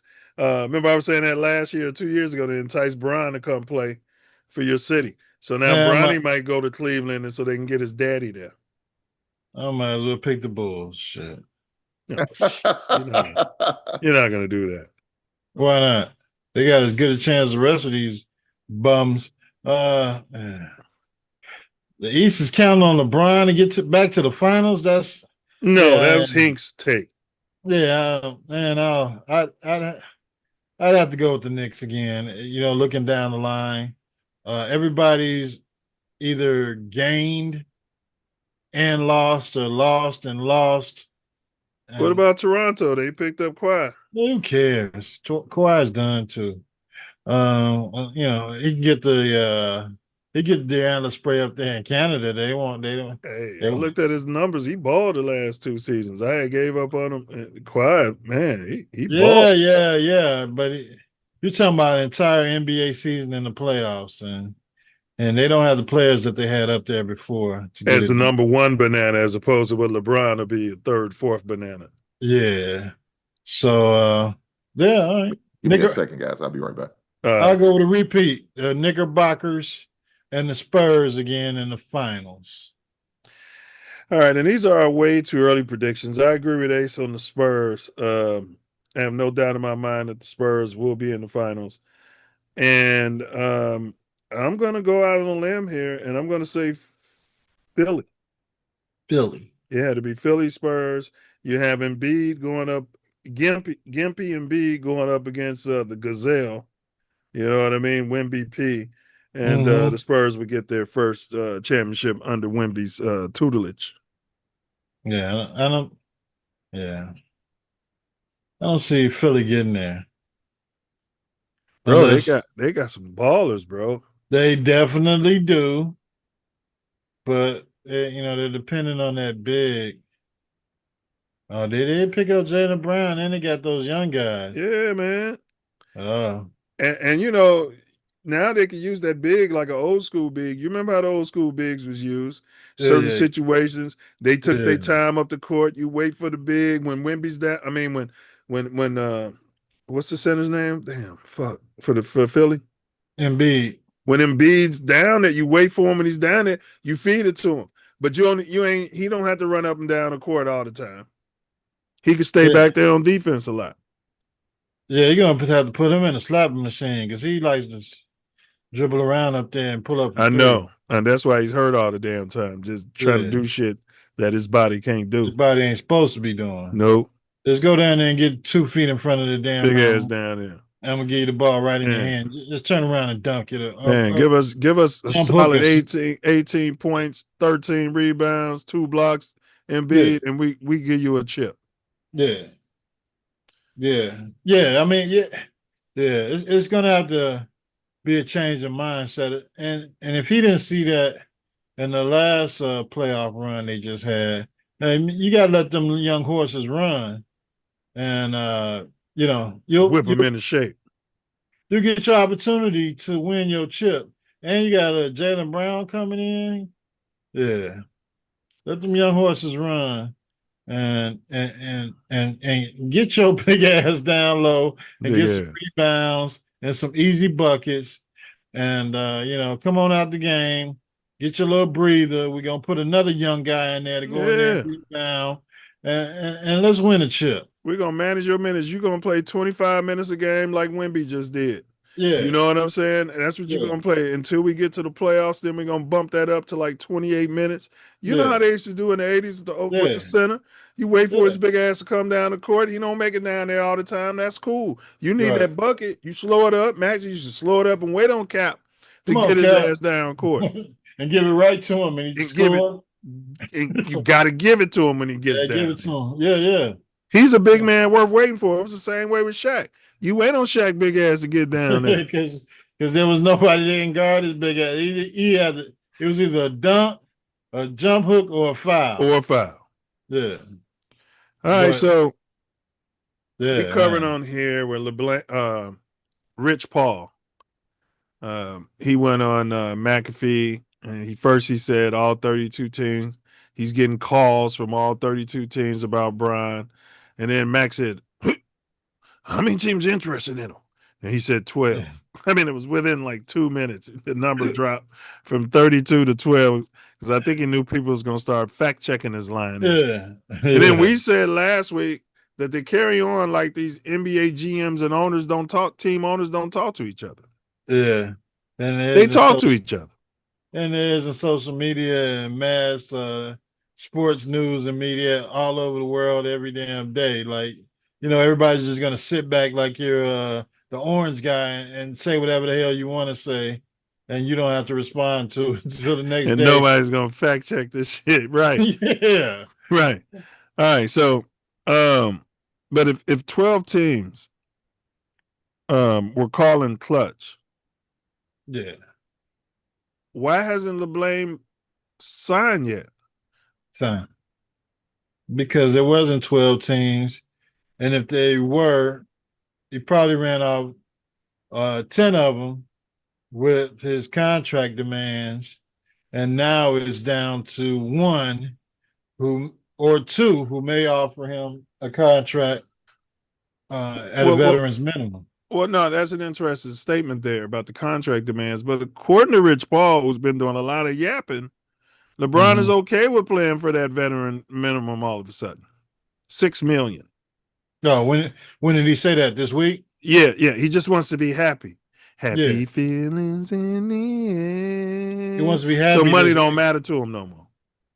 Now, when he started, his agent started bloviating about his interest by other teams in the NBA.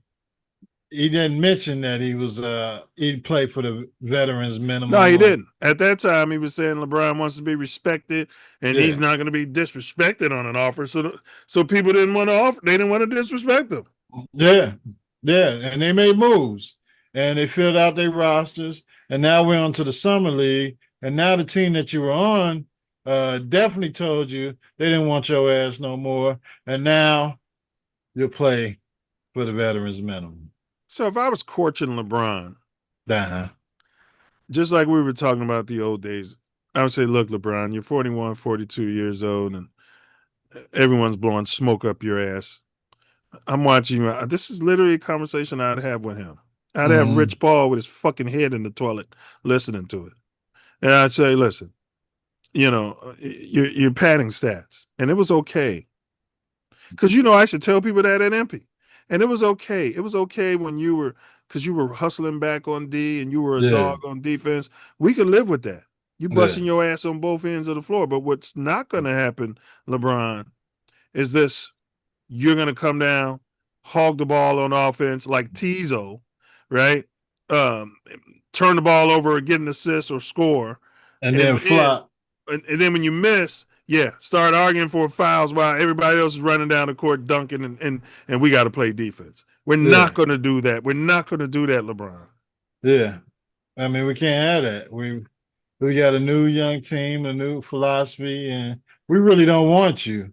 No, but he doesn't get back. So what I'm saying is, if LeBron truly wasn't just trying to chase his GOAT status, if he wanted to win, what LeBron would do is rest on defense. He should be the only man standing back there on defense and pad his defensive stats. And every now and then the team's going to wait for him to come down court on offense in certain situations and get the ball to Bron. But Bron is still trying to play like he's 24 years old, and then he flops, and then he never gets back on defense. Never. Well, he can't. He's 42 years old. Well, he can dribble around and shoot and go to the basket.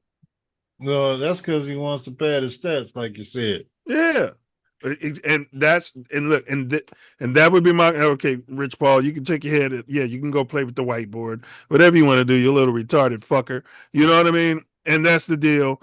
And if you want us to have his son, they're going to split the league minimum between them, and that's our deal, LeBron. Take it or leave it. $3 million for you, $3 million for the kid. You want go to Cleveland? Or if it's Cleveland offering, take it there. That's what Cleveland should be offering them. Yeah. We'll take both of them. And I think the league knows that. Your boy might be getting fired. The head coach for the Lakers. That was LeBron's boy. Oh, they were podcasters together. Oh, yeah. They were podcasting together, all right. Yeah. He had no experience. Yeah, and he should have never been hired, especially when you had a lot more experienced coaches available, or you could have, hired somebody that maybe would have coached LeBron as opposed to being his yes man. Hey, you guys like, share, subscribe, please. Hype this video. Links pinned in the chat. Anybody can pull up, talk your shit. Pull up. Pull up. Yeah, so we got to go ahead, Ace. My bad. No, I mean, I was just saying that. Yeah. And probably the Lakers want them a Euro coach too. If Luka is your horse and he's averaging, he don't need JJ Redick to average 33 points a damn game. Shit, all he needs is a damn ball. But he needs somebody to guide the rest of these guys that are out there on the court with him to possibly get something done. And yeah, you don't need JJ Redick for that. Yeah, Bryant was a defensive liability. Yeah, I mean, come on, he's 40-something years old. He's trying to hog the ball. There's no way. Correct. He's going to be able to hog the ball and play defense. Correct. Yeah. And I've been saying it for 2-3 seasons. Get down there, play the forward position. Yeah. You know what I'm saying? And let these young guys get their roll off. Every now and then when we need something, man, come on down court and give it to us. Yeah, and take the foul. They're going to give you a foul. You know what I mean? He don't They're going to give it that. to you if you stop. If you stop begging for it, you go down there and get your big ass in the hole. Big ass. And dominate down there, then you might get that call you keep crying for. But they not, Rich Paul and everybody's blowing smoke up his ass, so he can't see the forest for the trees. This is why you need guys like me in there. You remember I told you I would have those conversations with Caleb Williams, who we're going to be discussing later. You need somebody to light a fire under your ass. You know what I mean? And look, you carrying around like your shit don't stink. Here's all the video we put together, a montage of your ass not getting back on defense and the other team scoring.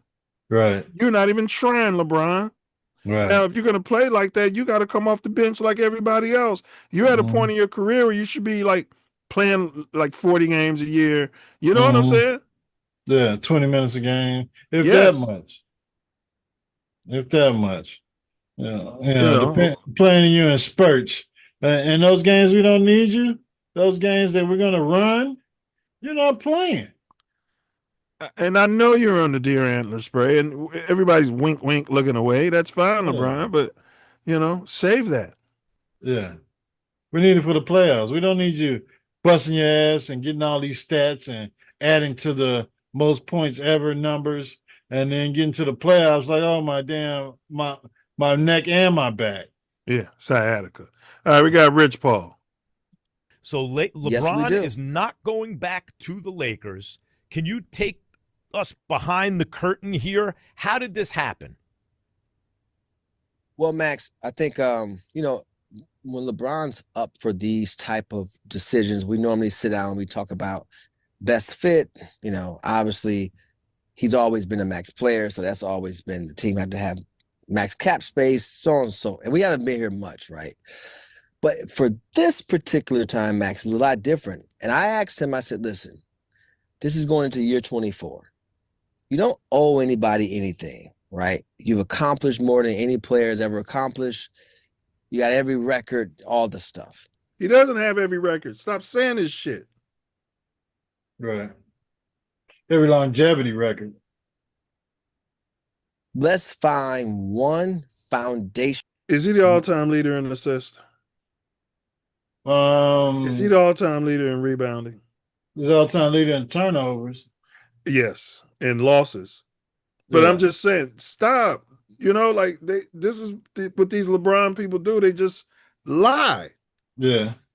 I was listening to the radio before my game this morning, and they had a guy on there talking about, LeBron went to 10, 11 championships in a row, and this, that, and the other, and he goes to another team and gets another chip or two.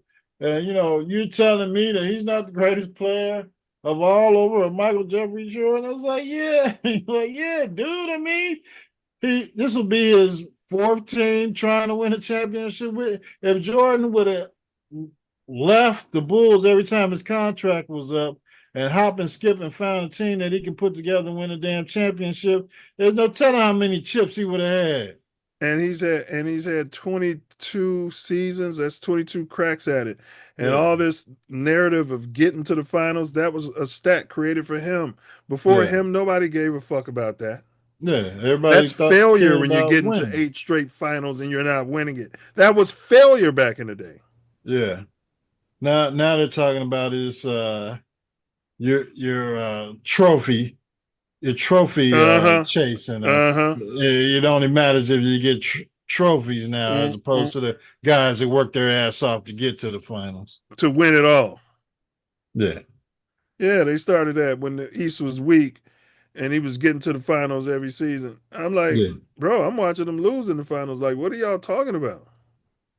Nothing. Thing to build off of.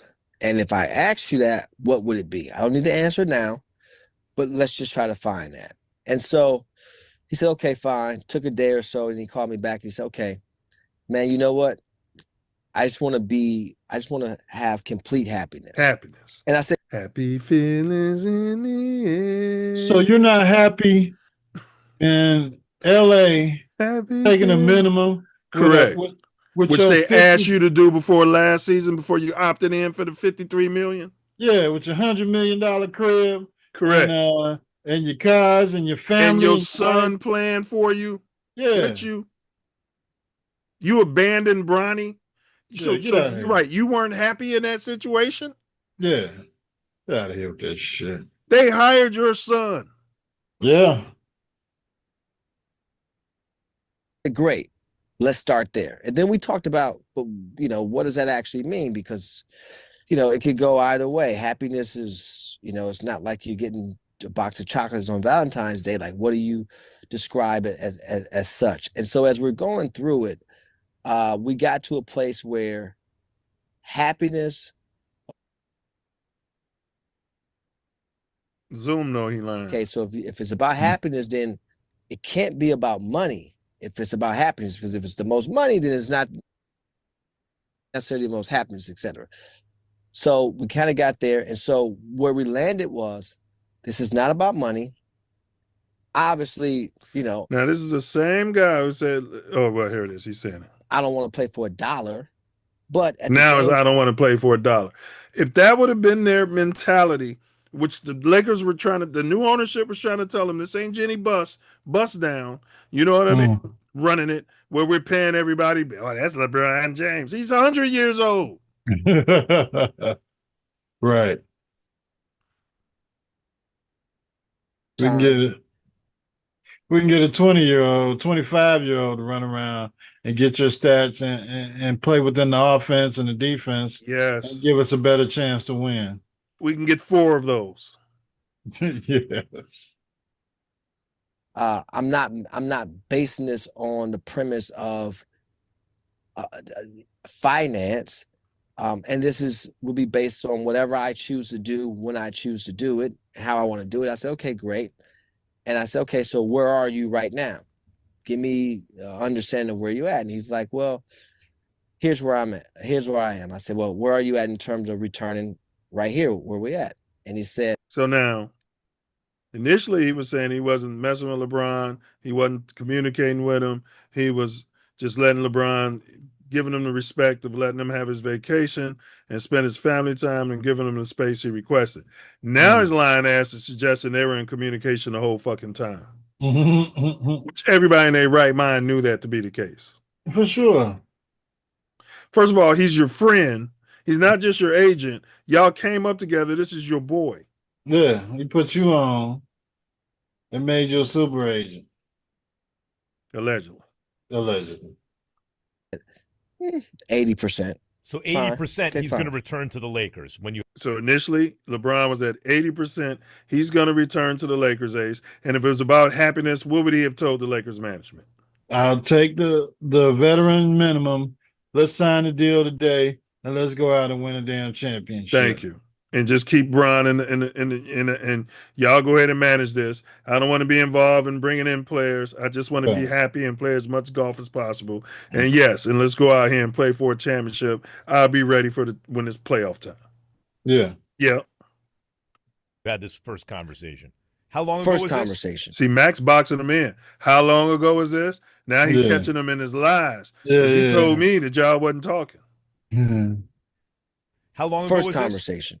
And he's looking up and looking to the side. Trust his nose. Yeah, he's got a tail, don't he? I love to play poker with this guy. This was weeks ago. I mean, you know. Weeks ago. Bingo, Ace. Boxed in. Everybody was asking him, well, LeBron's on vacation. I'm giving him his space. So weeks ago, LeBron was at 80%. They should have got a deal done then. They should have got it done because the Lakers would have did it. For the league minimum, why not? Is that wordsmith? No, that's me. Okay. You're entering the room again? No. several weeks ago, he's 80% likely to return. Several weeks ago. Yeah. And then as the time went on, he's thought about things more. It kind of went down and down and down. So 50%, you're checking 30%. in. He's like, now I'm down to 60% or whatever. Why? Why was it going down? It is returning to the Lakers or whatever that percentage. Yeah. Why? And once he got to a place to where he said, listen, man, I understand where things are and I get it. I know that's where I could probably make the most money. But, you know, for me, where I'm at today, you know, it's probably not the best thing for me to do. I probably would just go away from that. So I said, are you 100% sure? And he said, yes, I'm 100% sure that that's not a place I would want to return. So in the meantime, you're calling him, I'm 80% likely to go. A couple days later, you're checking in, the percentage has gone down, in other words, and every call, the percentage keeps going down until he's like, I'm 100% out. Yeah, and I double and triple check, like, you know, are you sure, so on and so forth. And what changed? Said, yeah, it doesn't seem like, so if he's 80% likely to, so how does his happiness affect it? He's already aware. Watch, he's going to say, that's a good question. And then watch his answer, Ace. This guy would be a great politician. Of all the circumstances. I don't know. How do you not fucking know? This is your boy and you his agent. Ace, how am I representing you? I'm representing your son. And he's like, yeah, man, it's 80% that I want to play for the Dodgers, and then it's down to 30%. How do I not ask Deuce, well, what happened? Right. Especially someplace where you live, have business and several properties. I don't know, Max. That's a good question. And I didn't, you know, when these type of things take he was about to lie and say I didn't ask him. Place, I didn't want to dive in it too much. There was the money. And you know, when you talk about the happiness of it all versus the team, that can get a little convoluted there. So I didn't want to, I'm just like, okay, I just want to know, because if I have to set the table and this is one of the teams that's out that are actually in and then now they're out, well, there's two parts that come to this. I also have to place the call because that team has to have an understanding of it and they have to go on and do their business as well. And so the one thing we definitely wanted to do was be conscious of that and be respectful to the organization. So in you that called manner Pelinka? Yeah, so Rob and I, and Rob and I, we talked. The first day that they can talk to their own player, I talked to him and JJ. We talked. And we've had cordial conversations throughout. And you know, I know there were stuff, you know, there were public talks about us supposed to be meeting and things like that. And we were trying to figure out what that looks like and get things aligned. And it just got to a place to where, you know, Brian was like, there doesn't really need to be a meeting. Did they make an offer? Did the Lakers extend an offer? Max on his ass. Yeah. There didn't need to be one. There wasn't a place to where. So the answer to that question that Max just asked him is no. Yeah. The Lakers didn't make an offer. They made an offer, and the offer was the damn minimum, and he thought he can get more damn money. And so he's like, yeah, I'm not playing for that for the Lakers, and I'm out of here. But now the market is dried up on his ass, and now he's begging for a job. Did they make an offer? Did the Lakers extend an offer? There didn't need to be one. There wasn't a place to where we needed. They wanted to bring him back, obviously. But There didn't need to be one, and I didn't want to waste anyone's time. No, you can't. Get out of here. If happiness is your goal, what you said on here and lied and said, this is the damn team that he's playing for now. Hank, do you see why us Jordan guys don't like LeBron and his team? Man, come on, man. That's absolutely ridiculous. They spin everything. Man, just come out here and play basketball and win some fucking championships and get you some MVPs and play some defense. That's all we need from you, bro. So, Hank, you telling me this organization signed your son at your behest, got your son in the NBA, you live in that city, you set up all your businesses there, and your happiness is away from this team. Thank you, brother. It's a business. That's what it is. It's a business. He's talking about happiness, though. He's in the happiness business now? Come on, man. You know, that's just a reason to get out. We're going to say what we say to get out, but, you know, at the end of the day, it's still a business. I could use the business by getting my family nepotism. I'm all for it. I got what I needed out of him. Now I'm done with him. I kick him to the side. He treated the Lakers like you do a hoe. That's what he did. It's vice versa. It's vice versa. And you tell a delusional girl, look, this ain't going to work. I'm breaking up with you. You know what I mean? It's not you, it's me. You can't quit me. I'll quit you. You know how I go. Milz, it's not you, it's me. Bro, if LeBron, why did LeBron have to opt into his player option last year? They sat down with LeBron and his agent and tried to get him to take less money before last season, and he refused it. So you really feel like he's firing the Lakers? Yes. As he should have refused it to get more money. I got what I need out of you guys. I got you a title. Whether y'all want to respect it or not, I got it. I did what I was supposed to do. And now I got my son in here. He got him a couple years experience. I'm abusing him like I treat a hoe. Have your way with it. Kick him to the streets. So, bitch, be gone. But now his agent is saying he'll play for the league minimum. So how make that make sense? Because he's want to go somewhere where he can win a title, and he knows in LA it's not conducive to win a title in LA. That's what it is. So I will take the $5 million of veteran minimum in order to do what y'all need to do to build these younger boys, these younger men, bring them in, and we're going to go out here and see what happens. So he's willing to take the minimum to win a title, but had he taken the minimum with the Lakers, they would have had that money that they used. 2 seconds after he allegedly broke up with the Lakers, they signed 4 fucking players. 2 seconds. That don't sound like he broke up with them. That sounds like they broke up with him. Well, you know, it was one of those mutual things, as they like to say in some relationships. And you know, it's not you, it's me. That's what it is. The Lakers wanted to get rid of his ass last year. He had the player option. They didn't have a choice. He had a player option. First time in his career, he had to take the player option. Ace, they could have took the salary cut. It's called the Allen Houston situation. They could have took that.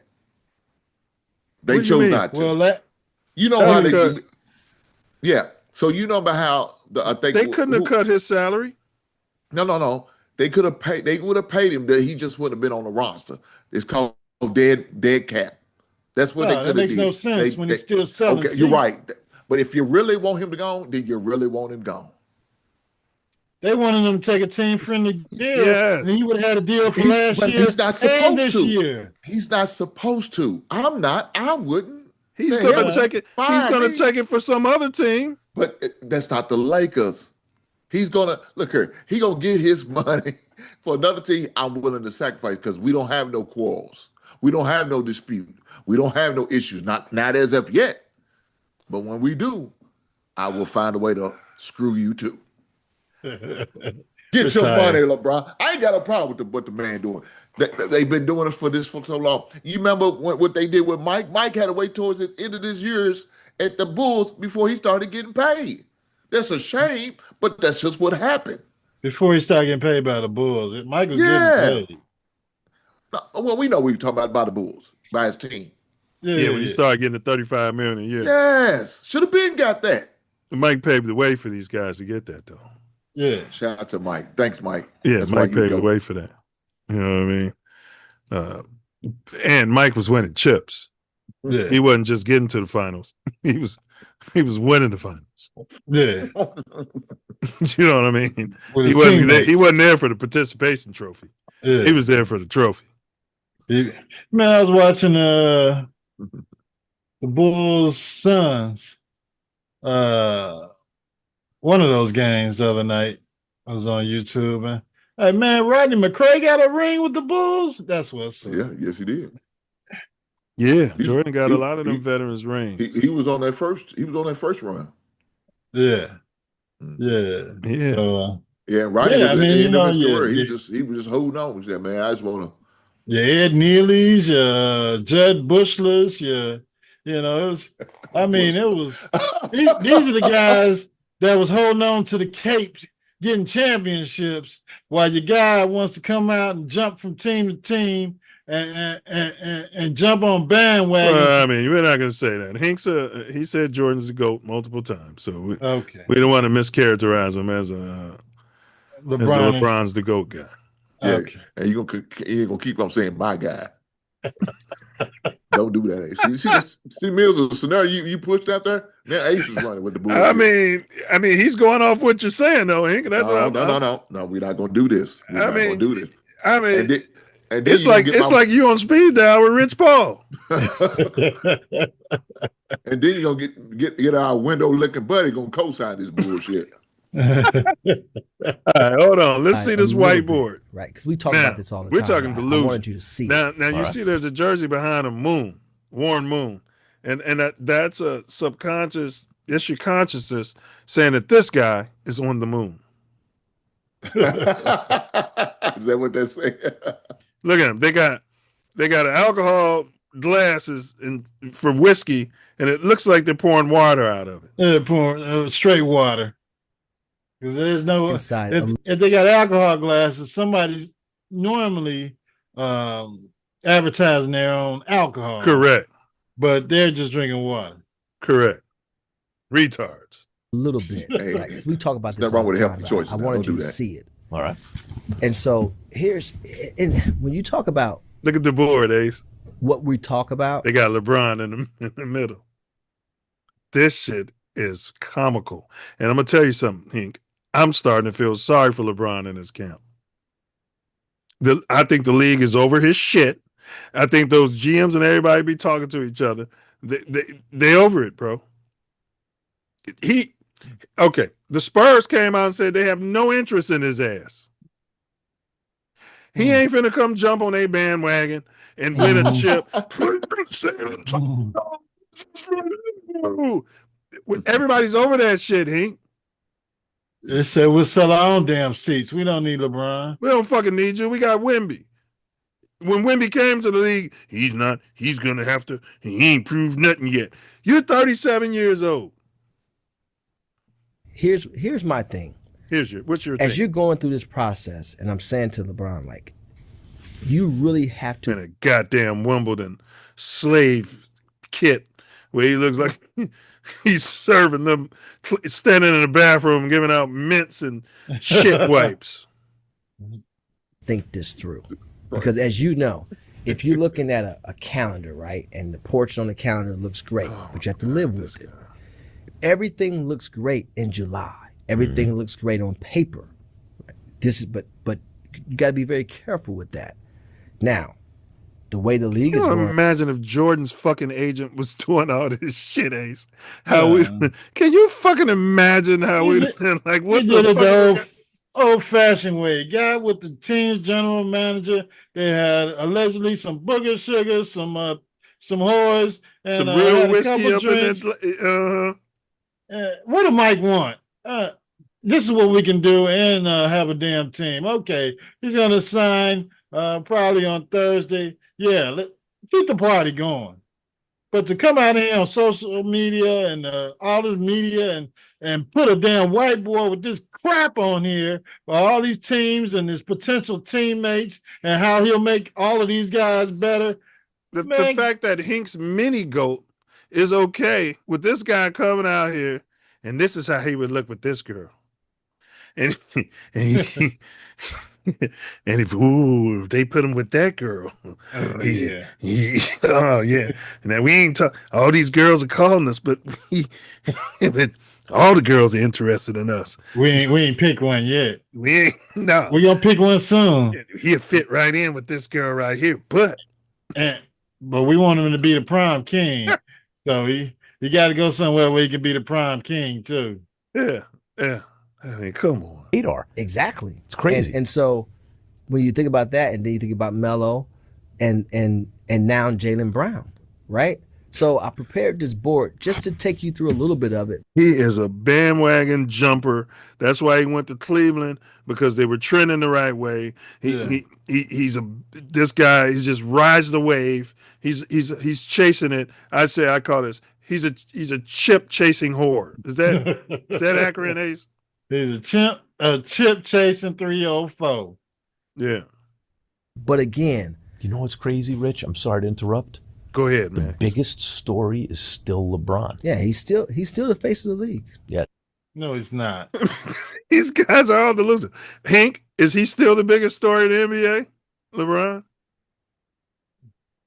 Well, I mean, he is right now because of his opportunities that's presenting itself, and as many teams as supposedly has interest in him. No. So who else? I'm saying, Hank, when you roll out of bed and you're gonna watch an NBA game, you're looking at the schedule. Where's LeBron playing? Now on that that's aspect, what this should be about. No.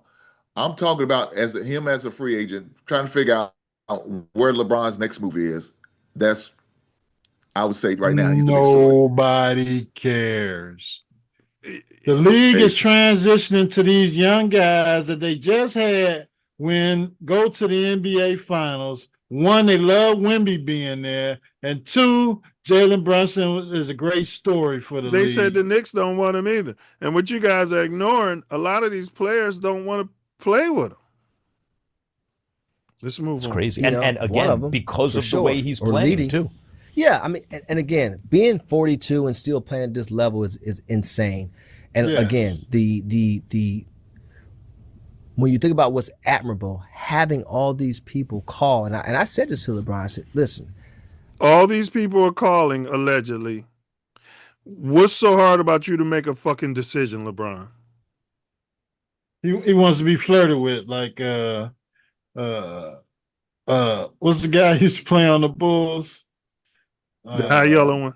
The high yellow one, yeah. Mm-hmm. He wants to be courted. He wants to be courted.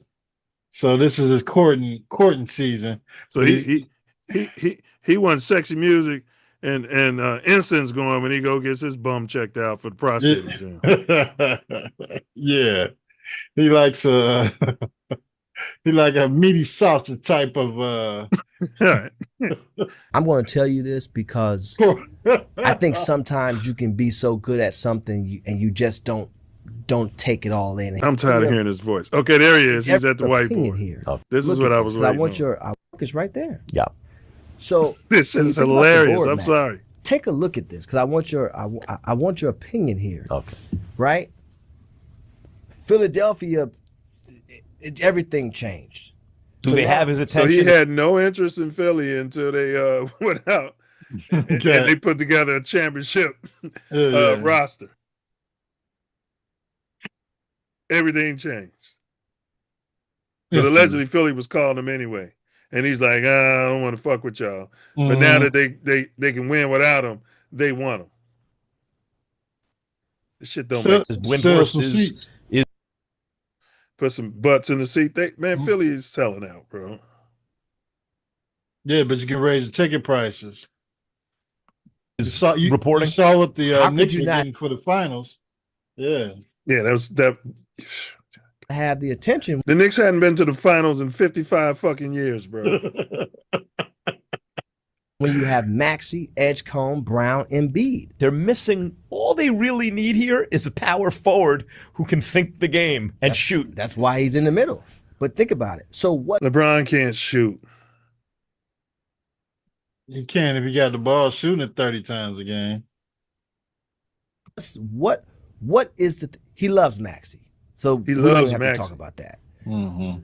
I think VJ, he helps VJ understand really how to play the game. VJ's a baby and he's already super good. talented, plays both ends of the Doesn't floor, need plays LeBron hard to every night. understand the damn game. The He doesn't. He's benefit been that balling he without fucking LeBron already.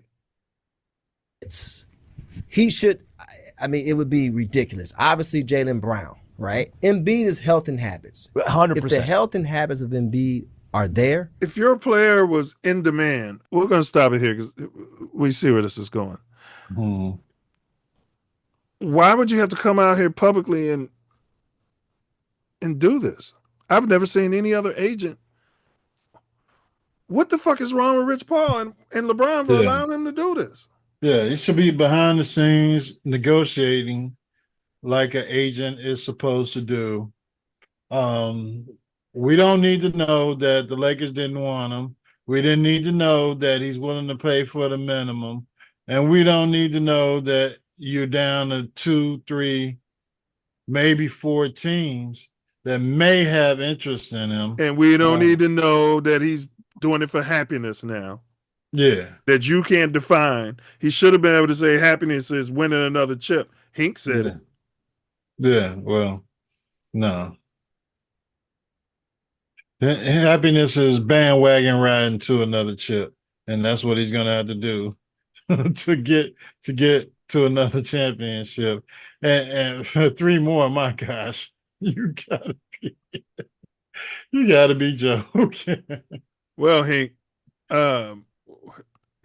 we got and Paul, you're welcome to come on our show and do your whiteboard. Your whiteboard and make it make sense. We got some questions for you. And I want to know if y'all got proclivities, because this shit doesn't make any fucking sense. No, what the hell y'all was doing at that Catholic school y'all was at? Whatever the fuck. I mean, at the point where you eliminated the Lakers as a possibility, you kind of left LeBron with maybe 1 season left. Because I can't see anyone sign them for more than 1 year, or him want to sign for more than 1 year. I hear you, Ace.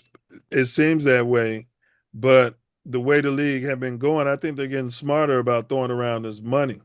For players who ain't finna win shit, and all they do is get all this guaranteed money, like Michael Jordan said, and then sit on their ass and not do shit, and not play hard and not win chips. So I think the league is kind of moving away from that. Yeah. What's the high yellow guy used to play for the Bulls? Zach LaVine. Yeah. He ruined it for everybody. He just opted in on his player option. Of course he did. For this last year of the damn contract. Of course he did. Yeah. You think Sacramento wants to keep him on their roster at that damn ungodly number? The Bulls signed him to? Hell no. A one-way player who's never won anything anywhere. Yeah. But I could see some GM, like you said, selling tickets. You can raise your ticket prices. They can sign LeBron. They'll sign LeBron for another 4-year tender with a 2-year player option on the end of it. 2-year team option. We'll sign you for 4 years with a team option after 1. Well, here you go, Hank. This is the Mouthpiece Included renderings of the statue that's going to be outside of Staples and outside of the Cleveland Arena for LeBron. And let me know what you think about this, Hank, because this is your mini GOAT, meaning he's the second best player of all time. I think you said. Deuce. Hmm? Look at that, Ace.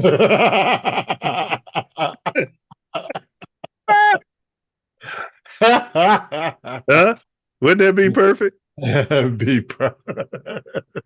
Y'all some sick motherfuckers, man. and if the Lakers put a damn trophy, a statue outside of the building for that son bitch, they got to be nuts. Don't put it past them to do that now. Nah, They got a million statues out there. Hank, what do you think of the statue?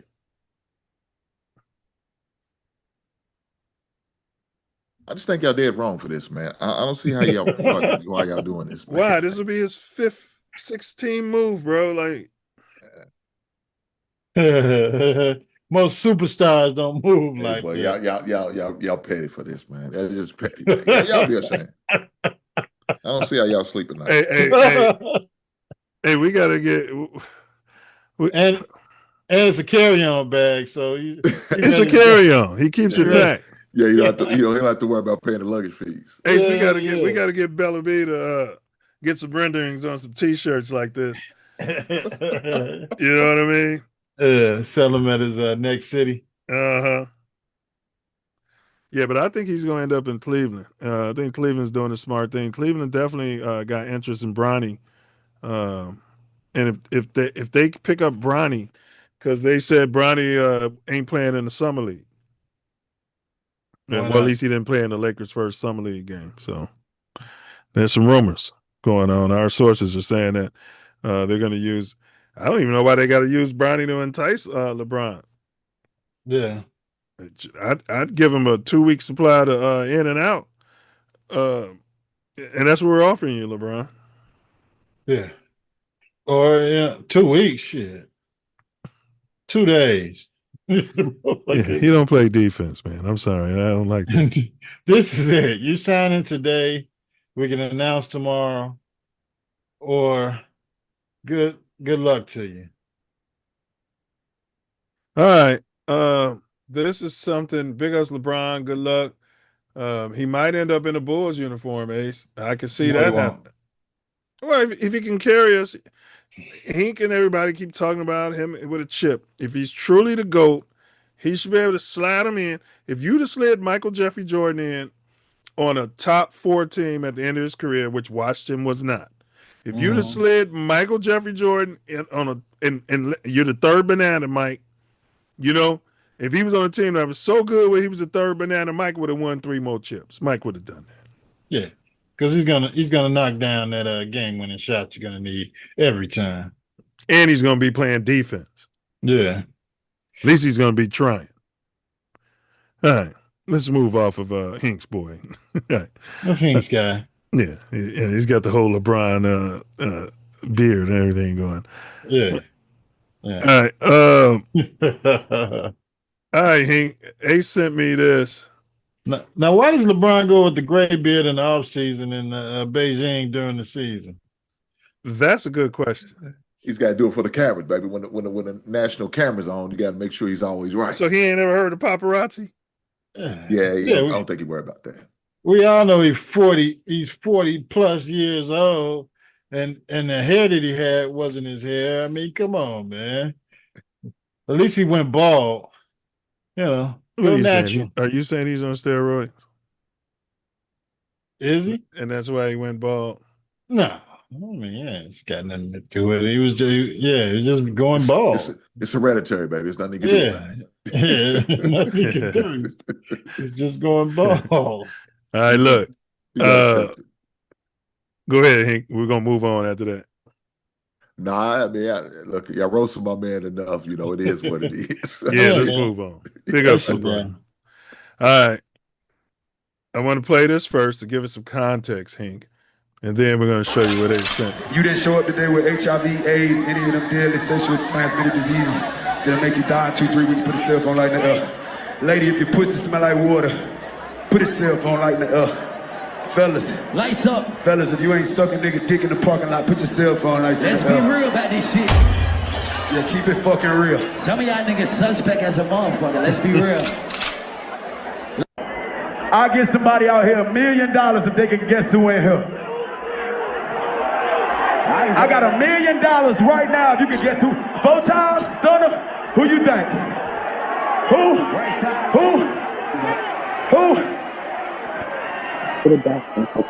I know who that is.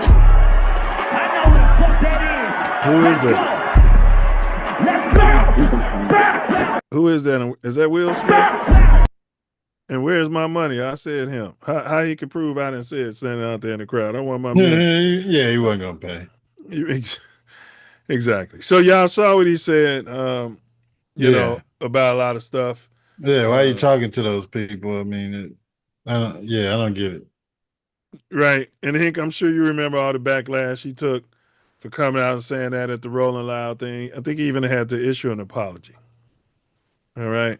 Now, I think he's being pre-sweetened here. Did he apologize? Oh, boy. It's Little Billboard, baby. I feel amazing. There you go, BET Hank. Awards 2026. It's a pleasure to be here with you. Come on. No, it's been a crazy year for you. What does it feel like for you to be topping the charts again when we pop that thing? Feel like he going to the Derby. I'm right where I belong, man. I coined the name Billboard, baby, about half a decade ago, you know, and it's a pleasure to just, you know, to be right back. It's a Dude blessing. asked him, how I feel you popping that thing? It's a blessing and a pleasure all together to be right back where I belong, and, you know, I plan on staying here. They asked him about popping that thing and how I feel. You going with a Red carpet with the baby, how we feeling? It's Little Billboard, baby. I feel amazing, man. BET Awards 2026. It's a pleasure to be here. Watch with you. it. Come on. No, it's been a crazy year for you.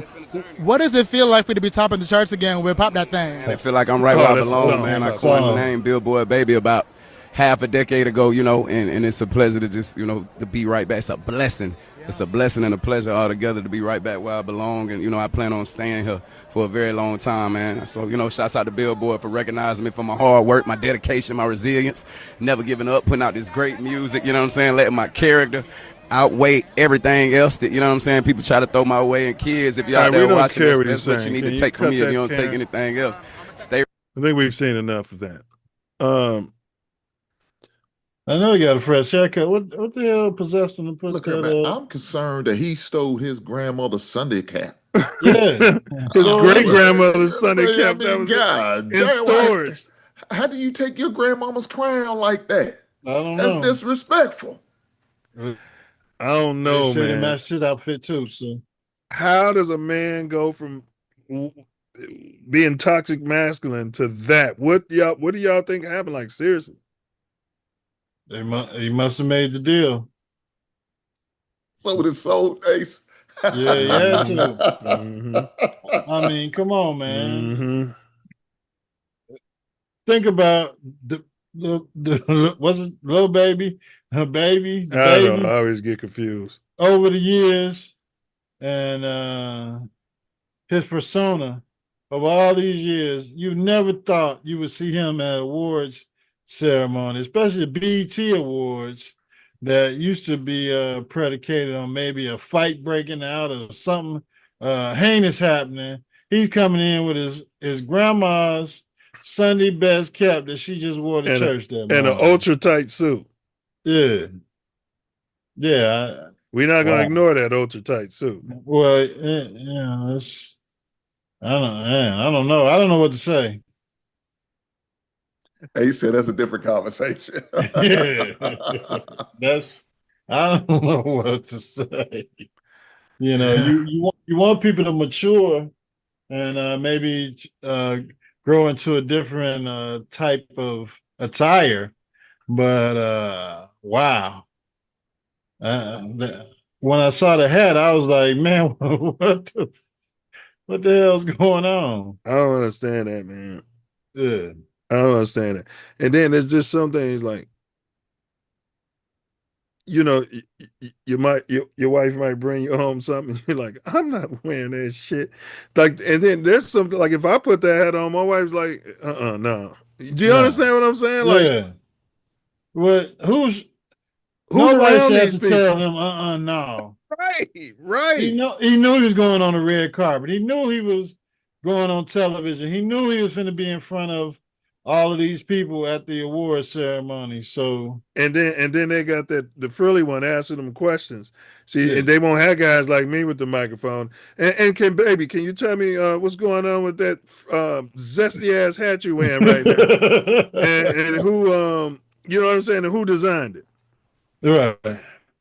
This is designed by Club Shay Shay for the BET Awards. And shout out to Club Shay Shay and all my fans that's backing me. All right, so America wield our power. FIFA rescinded the red card, so we got our top player back for the Belgian Waffle games. I think tomorrow it is. Mm. So I mean, damn, I didn't hear about that. So what did they do? Because they looking at it. that play, that play was questionable. Yeah, I understood why he got a red card. I can't blame him for that. Well, it was. If you look at what Messi did, and he didn't get a red card, and you start looking at what other players are doing. Okay. And here was the technicality. They used the replay wrong. That was the technicality. So they're not supposed to pause it and use a still image to make a red card decision. You're supposed to play it at the same speed, maybe slow it down a little, but you can't use a still image to say, okay, this is a red card. It's something you got to be able to see in pretty much real time. And that was a technicality they reversed it under. Yeah, because using a moment of time could be you can have a penalty all throughout the match. Yes. If you're using a moment of time to determine whether penalties should be assessed. Yes. All right. Big Percocet. Big Perc is back in. Plus, the U.S. sent a bribe to the FIFA World. Oh yeah, they paid him. That's been taking bribes for a long time, and said, "Yeah." Donald Trump said, "We're gonna blow up that motherfucking headquarters. We're gonna blow that motherfucker up." Quote unquote. He said, "Man, these motherfuckers crazy." All right, but we got Big Percocet. If y'all don't know, that's Kendrick Perkins. Karen, can you run this? And big ups to Big Percocet, TATN. TATN. Why haven't we got? Oh, I see what's going on. Karen, can you play it? Come on, Karen, wake up. Okay, let's take it back. This is Big Perk, y'all. Talking about money or happiness, he's made $600 million in his career. That's right. So and I don't want to talk about his money. Well, but y'all haven't been y'all obviously haven't been to dinner with LeBron that's what I'm James saying. like we've been to dinner. That's what we've been waiting. Let me tell you something. When he tips the bare minimum. Okay. You hear That's that? what we've been waiting. This is your mini. That's what we've been waiting. $600 million. Listen what his friends said. That's what we've been waiting. Let me tell you something. When he tips the bare minimum. Let me tell you something. When he tips the bare minimum. Let me tell you something. When he tips the bare minimum. Okay. I understand. He wants every crumb, every dollar. He tips the bare minimum, and you know who else tips the bare minimum? Who don't tip at all, Hank? No tipping, Scottie Pippen. No tipping? I'm not making this up. Oh, now they said Jordan was a bad tipper too. Now, I mean, we ain't gonna act like Jordan was a man of the amount of other people. I've never heard that. Oh yeah. They said that about. Have you heard that, Ace? Well, they said Money thought he that won't help the homeless. They said Money thought his presence was the tip for whatever establishment that he was in. Is that what they said? I never heard that. But not as far as to him being a below average tipper, but any establishment that he's in should be happy to be graced with his presence. So he might not be paying nothing at all. Well, LeBron could feel the same way. LeBron is not Michael Jordan. But he's helping the establishment just by him being there. Not like Michael Jordan. Okay, Michael Jordan has a notorious reputation among his peers and hospitality workers for being a poor tipper, a fact publicly reinforced by his close friends and former teammates. While Jordan is known for immense wealth, reports about his tipping habits present a conflicting picture. The Vegas incident, perhaps the most famous story, involves Wayne Gretzky. While gambling at a Vegas casino, Jordan reportedly tipped a cocktail waitress just a $5 chip. Gretzky intervened, took back the $5, and swiped it with a $100 chip from Jordan's own stack and told him that's how we tip in Vegas, Michael. It's my motherfucking money. Charles, give her your $100 chip. The fellow NBA legend and former friends Charles Barkley has corroborated the reputation, naming Jordan as one of the notoriously bad tippers. The no tipping contrast. Jordan's habit has sometimes been linked with former teammate Scottie Pippen, whom Barkley also criticized, leading to the infamous fan name No Tipping Pippen. Arena staff, exceptions. On the flip side, some arena workers and ball boys have shared anecdotes that Jordan was incredibly generous with staff during road games, tipping arena employees handsomely. What is this you're talking about, Hank? Said he wasn't good at tipping, brother. Said he was cheap. He was holding back on people's. If you order a beer and tip $5, he is from the South. Yeah, that's not a bad tip. I don't expect LeBron to be tipping $1,000. Well, I mean, if Jordan's on the table playing $150,000, they fit. I mean, the person that's serving them whatever cocktail would expect, a sizable tip from said superstar. Yeah, because he's in the high end. Yeah, with the high rollers room. Yeah. Okay, that's fair. You don't tip like the paupers out there. That's fair. That's fair. So how do we get to talking about Jordan when this was a segment on LeBron's poor tipping? I mean, it's just a you old pile the shit on, don't you? You go pile on it. Well, I mean, this was a LeBron poor tipping segment, and now we're in the history of Jordan. You know what I mean? Hank, well, Jordan's a poor tipper too. What's that got to do with LeBron?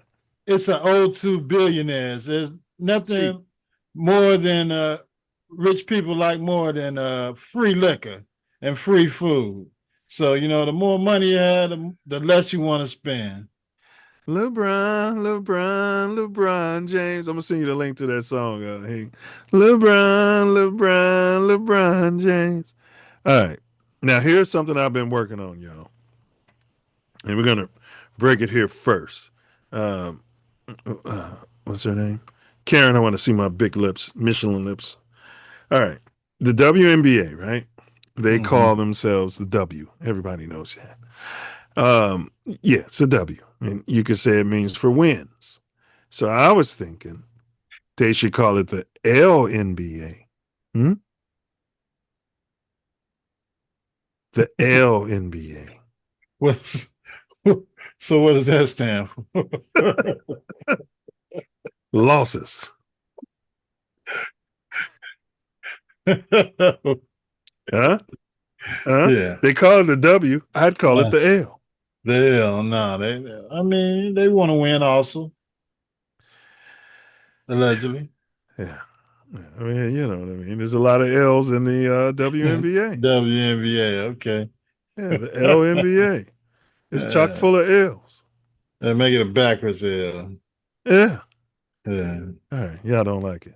No, because Leo throws at the L. And then you can't associate that with LEO. Yeah. All right. WNBA hard fouls. Ace and Diesel have been sending me videos. Okay. Smoke G said Dennis Hobson and Cliff Livingston was on that first chip too. Dennis Hobson. Dennis Hobson, yeah. He got a bandwagon chip. Ed Neely. What was the other guy's name? You remember Ed Neely? Yeah, the white boy. Yeah, big thug used to come off the bench and get a couple fouls in and a couple rebounds and go right back to the bench when the Bulls needed to get a little skirmish going out there. He was ass, wasn't he? Yeah. Okay. He got a chip though. Yeah. All right. Let me see here. Because I know Diesel and they've been sending me stuff. Because, Hank, we talk about Caitlin Clark and you and I have a more measured opinion of her. You know, these guys think she sucks ass. I don't know what she does with her personal life. Yeah, I don't believe that. I know she's a good player. I mean, as far as she might be one of the greatest college players ever, but you know that doesn't necessarily transcend the GOAT status in the. Slow down now. She ain't have a better career than Miller or Cheryl Swoops in college. She did what? She didn't have a better college career than Cheryl Miller or Cheryl Swoops. We're not comparing her to the colors. Oh, okay.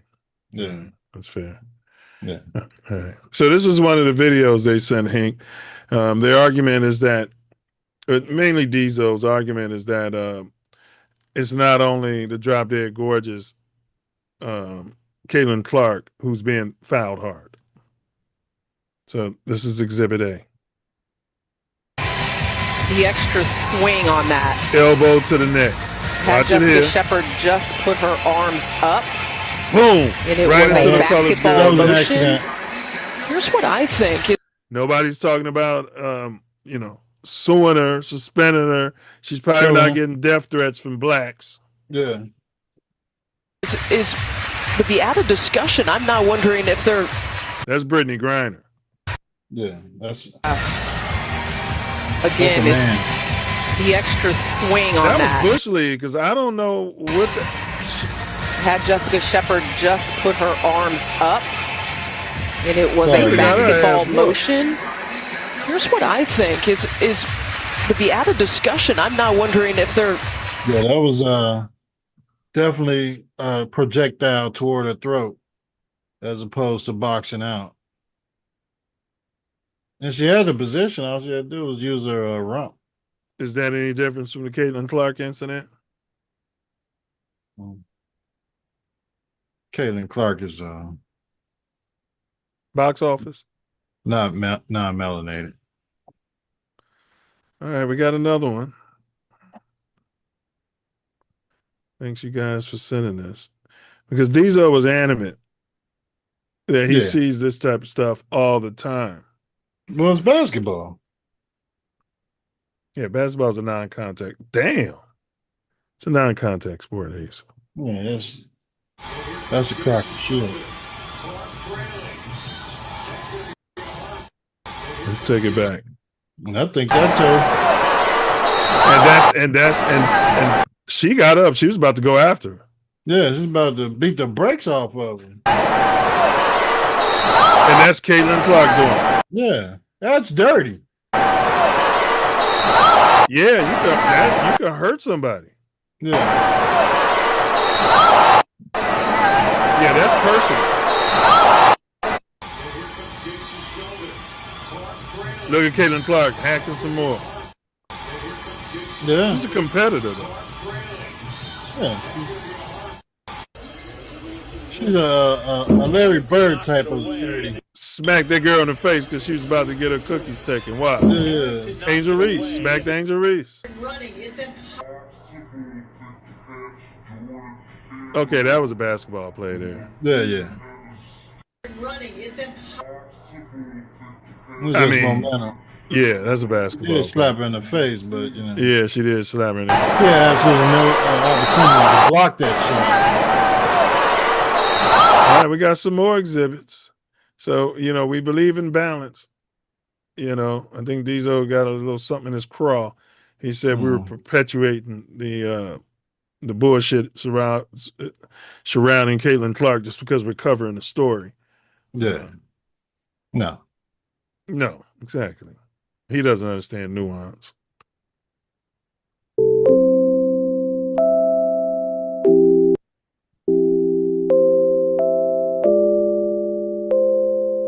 Look at Paige, she bagging up. She didn't want that smoke. Shit, not at all. She smacked that girl in the face. That's not a basketball play.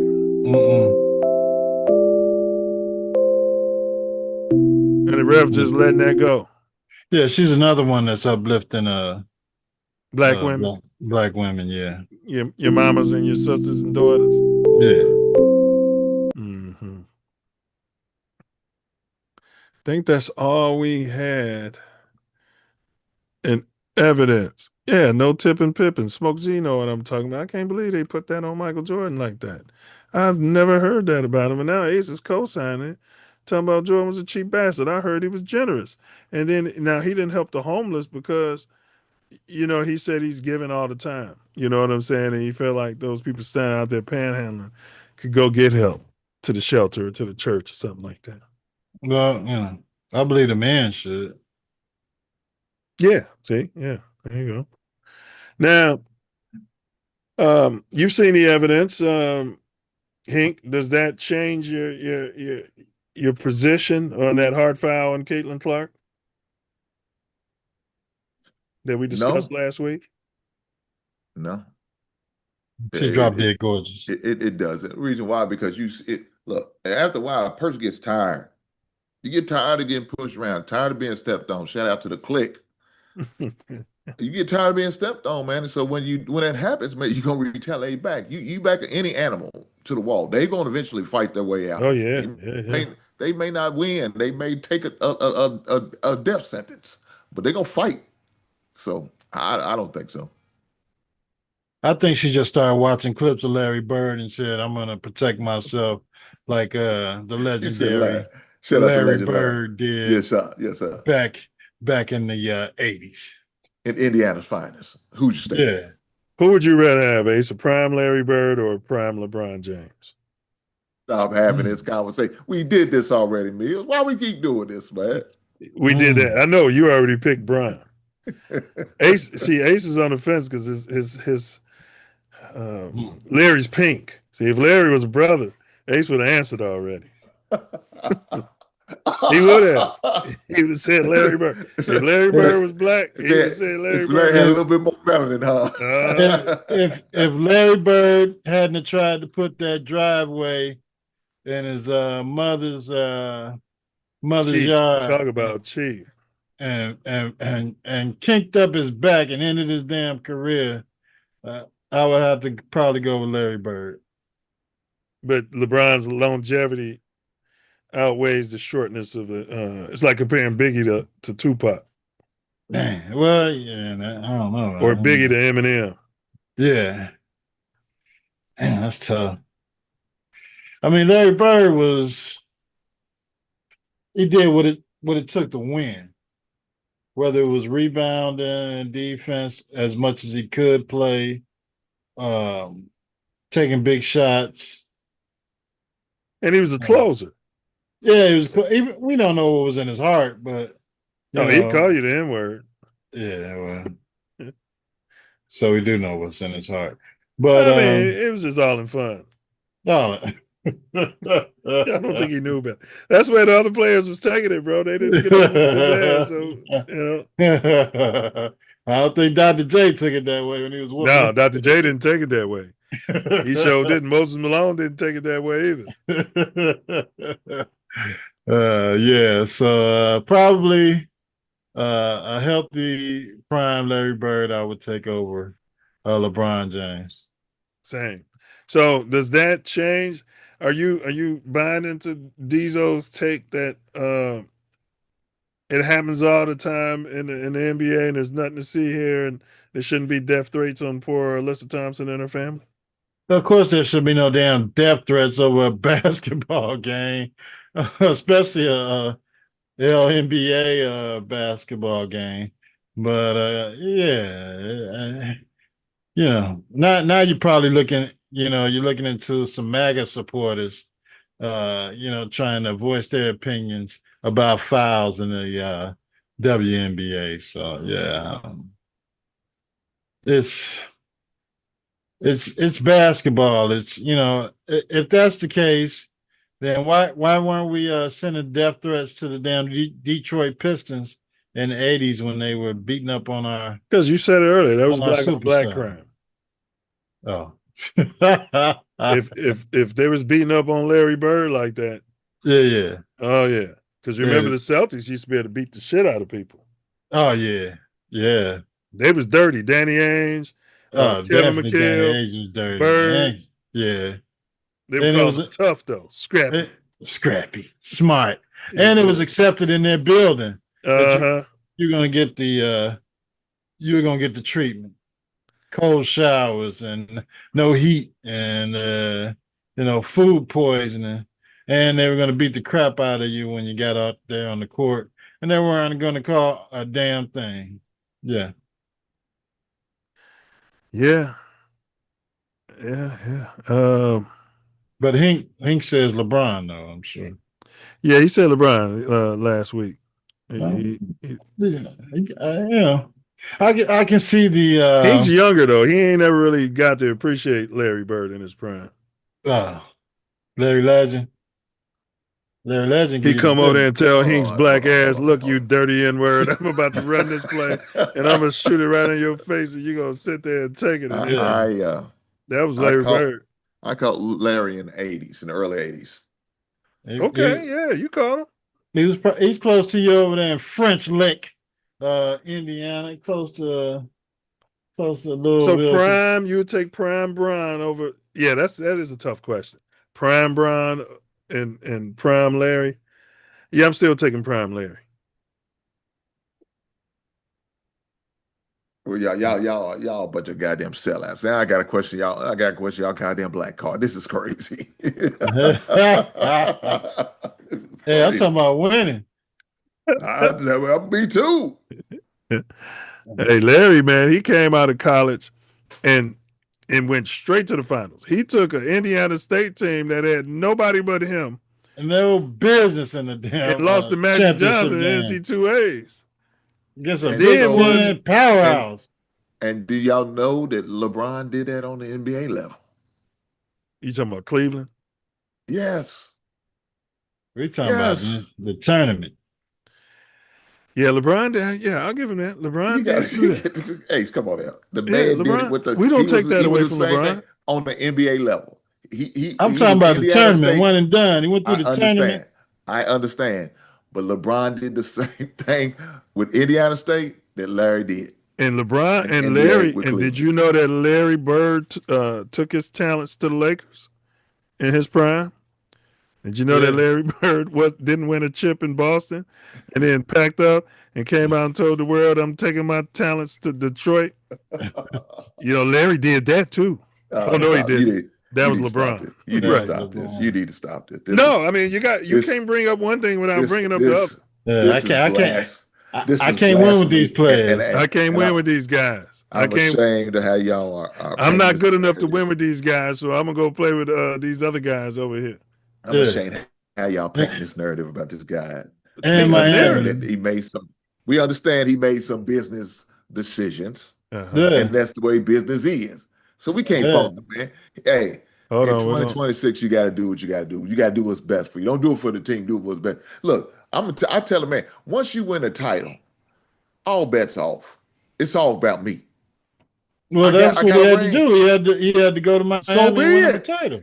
They wouldn't put him. So you like this statue? So you think it's appropriate? That's a business decision. He on a business. He on a business trip. That's how businessmen travel. This is definitely appropriate for him. You know what I'm saying? Yeah. But at the same time, the man did what he had to do. He won in Miami. He didn't have to do it though.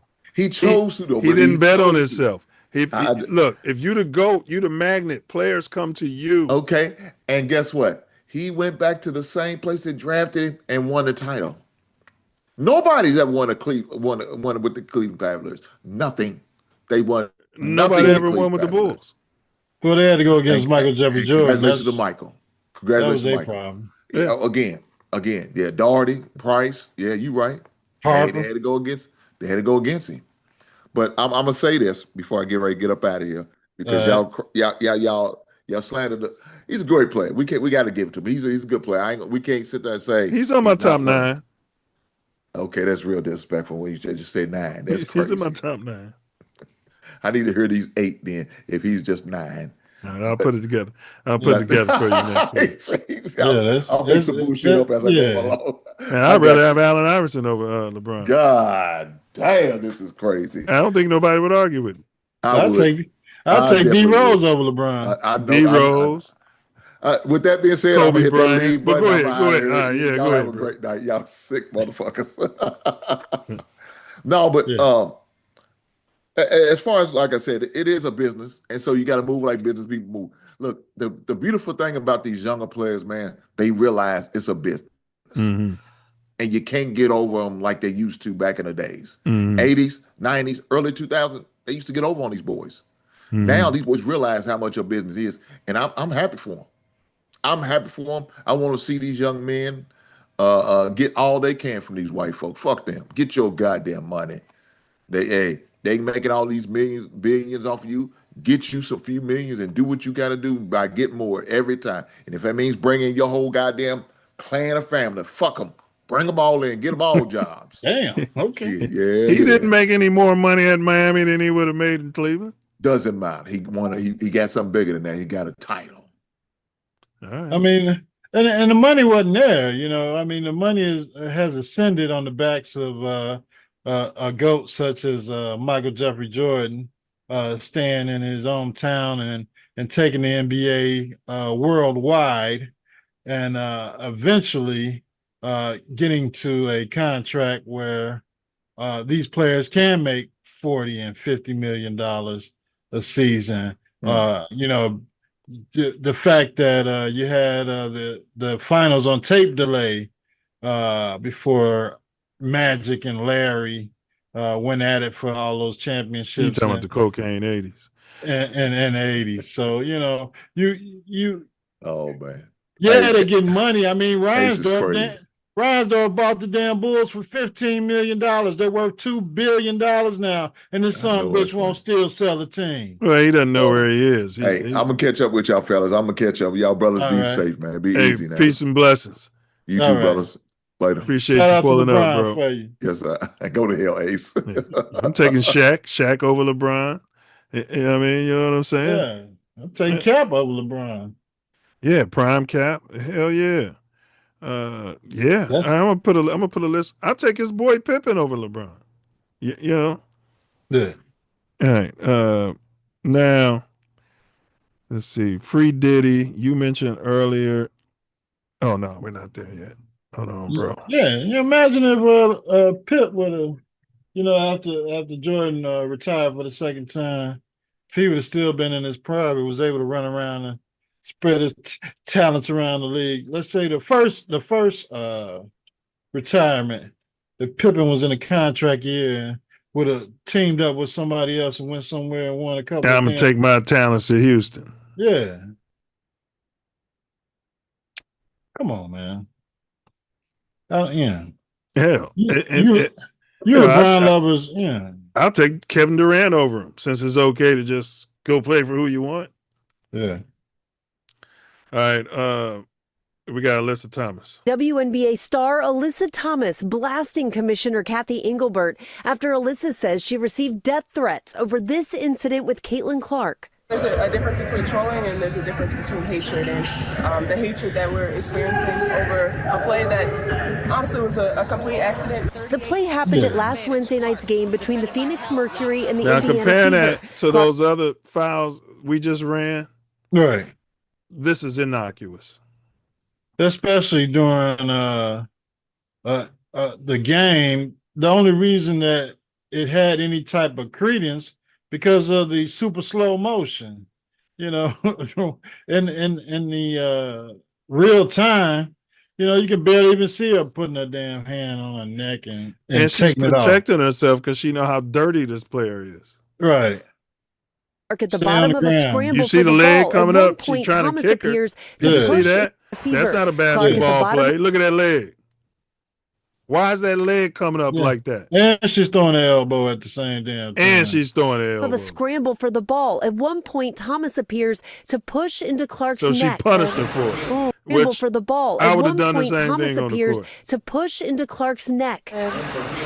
Following a post-game And now review, she's the league flopping and acting upgrading like the initial the no call victim. to a flagrant 2, suspending Thomas for 1 game. The fist in the throat is crazy. It's crazy. They didn't even call a foul. Thomas says in No, the wake they of didn't the even call a foul during the game. Not a common foul wasn't even called. That's crazy. Game, she and her family have been threatened and she's been called racial slurs, criticizing WNBA Commissioner Kathy Engelbert for not doing enough to protect players. Yeah. We're so concerned about the safety on the court, but time and time again, we're having people threatening our lives. I'm sick and tired of it, and it's time for them to step up and have our backs. The WNBA saying they condemn all forms of hate, saying in a statement, the safety and well-being of everyone in our community is always the league's top priority. Adding the league and security team have been in contact with the Phoenix Mercury organization and remain committed to protecting all players. It's against the rules. We did reach out to the Fever. We have not heard back, but the Fever will play the Mercury again. I think she's an ish person like the NBA commissioner. And July 9th, whether you believe. She is. They both are. Just like the president of Mexico. She's ish too. All right, but in Caitlin's defense, I mean, the Indiana Fever have had the week off on the court, but the conversation certainly is there. Tell us that she will be out for Sunday's game against the Las Vegas Aces that starts a lengthy road trip for the Fever out west. She's hoping that that's the only game that she misses, is excited to be back with her teammates. Now, during her opening statement, you heard a bit of it at 5 online stemming for that, but here's none of that is okay. Here's her statement to the violent threat. Place for that, but here's in part of what she had to say. It's a long one, but it's worthwhile. As I've stood up here and said before, like the harassment, the hate, none of that is okay. That goes for the opposing team we play. That goes for my teammates. That goes for my coaches. There should never be a question of character. Like I've always stood up here and said that, and that's truly what I believe. That's how I was raised. So, none of that is okay, and I don't want anybody to ever experience that. I think it can be really frustrating to me at times, and I think it's difficult. I think a lot of people sometimes think I'm a robot. I'm not a robot. I have emotions, I have feelings, and it can be really difficult to go through a lot of that. And, Wait a minute, is she the victim? Is she getting death threats? What is she talking about? I don't know. She started out talking about, Yeah, Alyssa Thompson, and now she's talking about her feelings and emotions are being hurt. She's going through a lot. And it can be really difficult to go through a lot of that. And so she's fanning the hate at the end of it. Mm-hmm. She could have just said, it's just basketball, y'all, chill out. Yeah, relax.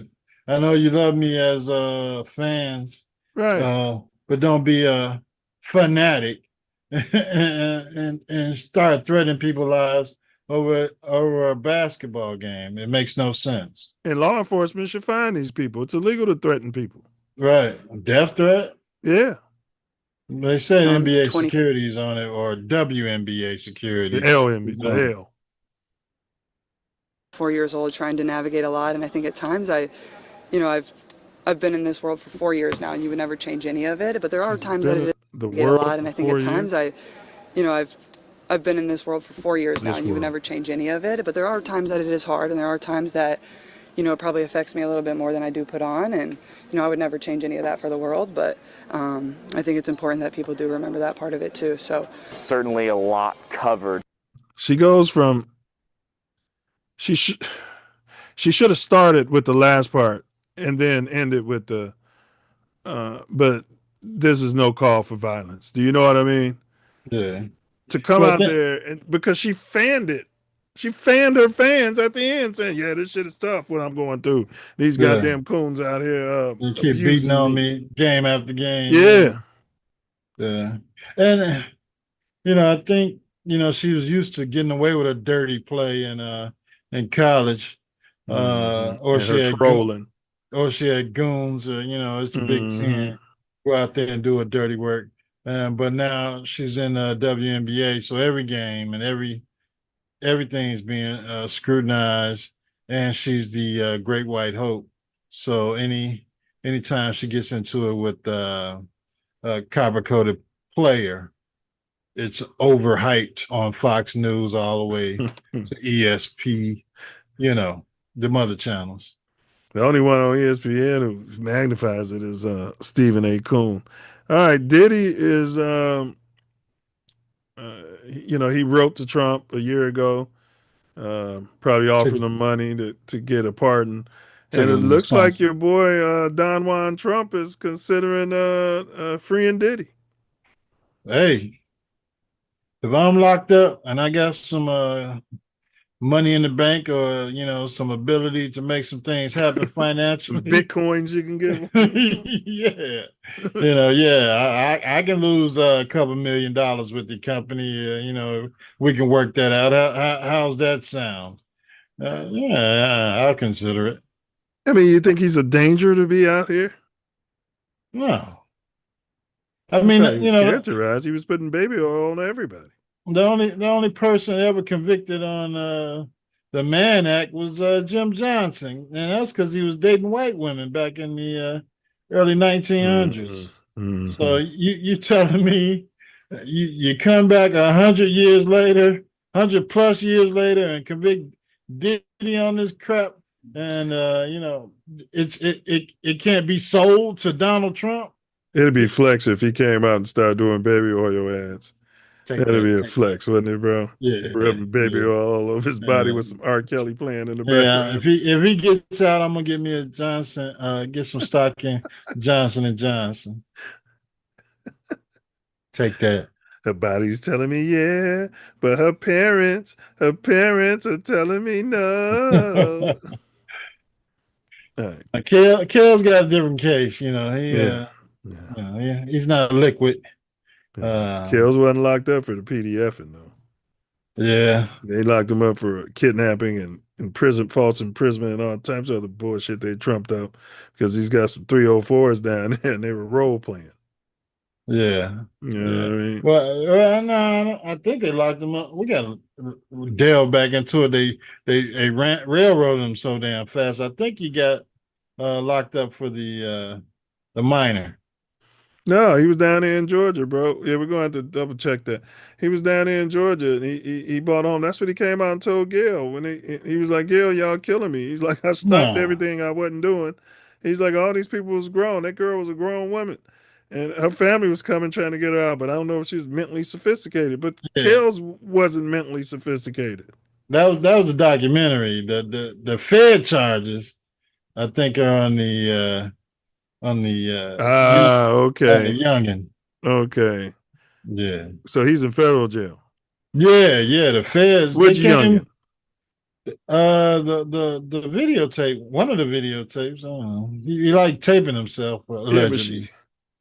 Okay, he's serving a 30-year federal prison sentence after being convicted of racketeering and sex trafficking. Yeah, it's not PDFing. That's what I'm telling you. Prosecutors proved he utilized his fame and a network of enablers to run a criminal enterprise targeting women and children for decades. Right. Involving sexual exploitation, forced level in the Mann Act. He was additionally convicted, here you go, in 2022 on federal charges of enticement of minors and producing child pornography, resulting in an additional 20-year sentence. Okay, so it's both. Yeah. Okay. That's a crack of crap. Well, and I get involved in that. All right.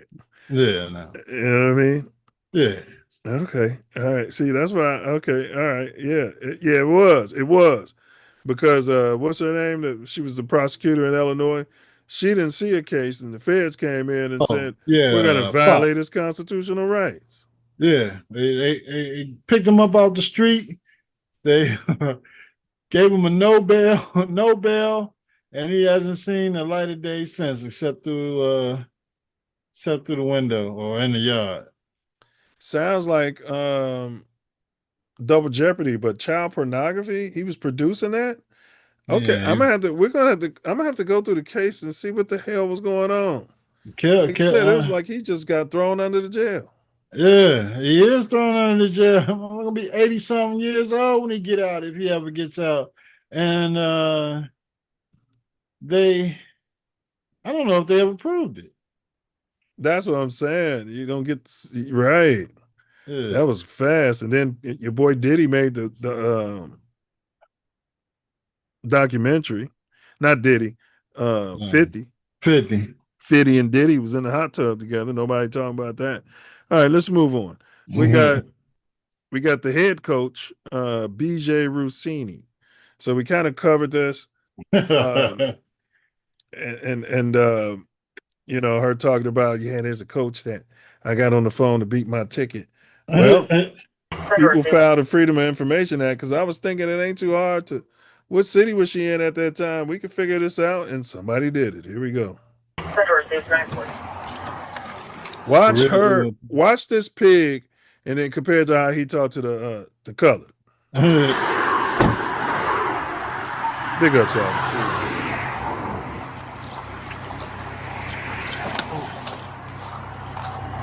We got to protect her privacy. Yeah. Officer Bernard, would you please be recording my body camera? Can I just get your driver's license, registration, proof of insurance, please? Now, she said, why are you pulling me over? There was no anger like what they get with you, Ace, when you ask them why they stopped you. Man. It's a valid fucking question, ain't it? Right. Why are you stopping me? I know I was following the damn rules of the road. What do you want? Right. Yeah. Yeah. So you're not going to care. I'm an NFL reporter, and I just broke that Sean McDermott got fired from the Bills, and that is what I was just sending to send a tweet. I was going to pull over because I have to make calls. Okay. I know you don't care, but I'm just letting you know my reason why. Okay. It was a work thing, and it was an emergency. So that's her reason why. Everybody's got a reason why they on their damn cell phone, Ace. Yeah. Drop dead gorgeous. She's pink. Everybody's got a reason. Yeah. More updated license, but just take that so you know I'm not like some crazy, I'm a crazy person, but you know what I mean. Important call, GPS, music, whatever the hell. Thank you. Yes. You talking about hands-free, right? Right. And I've never gotten a ticket. Okay. I never gotten a ticket before. I bet you've been pulled over, and ain't no telling what BJ Rossini been doing to get out of tickets. I bet you ain't. Head doctor, huh? Never got a ticket before. She didn't say she wasn't ever pulled over. Yeah, she just never got a ticket before. Two different statements. I'm trying to keep my record pure. Uh-huh. Yeah. So, obviously, you were on your phone for a while, right? I was on, when you went under the underpass, right? On Garber Square, I was by Library Place. So you're on your phone there. I got behind you, right by Whole Foods.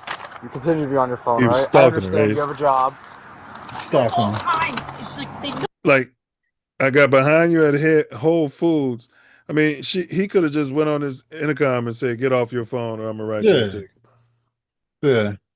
It was, I mean, he's in, Maine, suburbia somewhere with absolutely nothing to do with nobody to pull over all damn day. So he gets the opportunity to pull some suburban mom over in $100,000 SUV, and that's what he proceeded to do to write her assert ticket. his dominance. Yeah. I wouldn't expect you, football head. Yeah. Like, I'm shocked that they fired me. I cannot believe it. You know who was on the phone with? Who? She's showing you how she's gotten out of all her tickets. Just start talking. Yeah, man, that's what she does for a living. Lost the job. Oh, okay. Are you a fan of Giants or Jets? Look at him, he's ready to give her all that stuff back. So. Yeah. And she said Brian Dable was supposed to get Sean McDermott's job, but he didn't. Mm-hmm. So you're giving out false information to the pigs. Good. They should arrest her for that. What is your team? I'm a Vikings fan, unfortunately. Let's see it. Back on the phone. This is what you just pulled her over for. Oh my God. KOC? She pulled up a text thread with KOC. I got to start having so when I get pulled over. Look at this. This is Donald Trump. Well, it didn't work for Tiger. Yeah, I'm on the phone with the president. That's true. Look what I said to him though just now. Go to the bottom. Oh my God. Wow. Pretty cool. I love the Vikings. She is Yeah. crazy. He seems like a Your dude. quarterback sucks though. She said their quarterback suck, guys. He's got to turn it around or someone else is going to get him. What is? Do you have your registration as well? That's what I was going to ask next is like, have you ever gotten points, anything like that? No? No? All right. You heading home now? I'm going to go on TV and work. Okay. What channel? Well, I work for The Athletic, which is like the New York Times. Yeah. I'm doing something for Fox this morning. Okay, cool. Cool. I used to be ESPN. All right, just give me a minute, okay? You want to make sure you don't have it wrong. That's what he pulled over to flirt, find out where she was going. Do you have an updated driver's license? She gave him a bogus, old like. Why are you walking around with 2 licenses in your wallet? No, people do it all the time. I don't know why, but people do right. I mean, I still have my old one, but it's put away. Yeah. It's nothing I want to ever get stopped with and give them my old driver's license because they're never going to get that back. But look, let's see what happens here. Oh, you'll see. He gave it back to her. Just give me a minute, okay? Do you have an updated driver's license? See, it's in his left hand. But that's the old one. He's still holding the old one. I drove in some 5.5 hours. Perfect. Here, you can take this one back. There it is. All right, I'll be right back with you, all right? Yeah.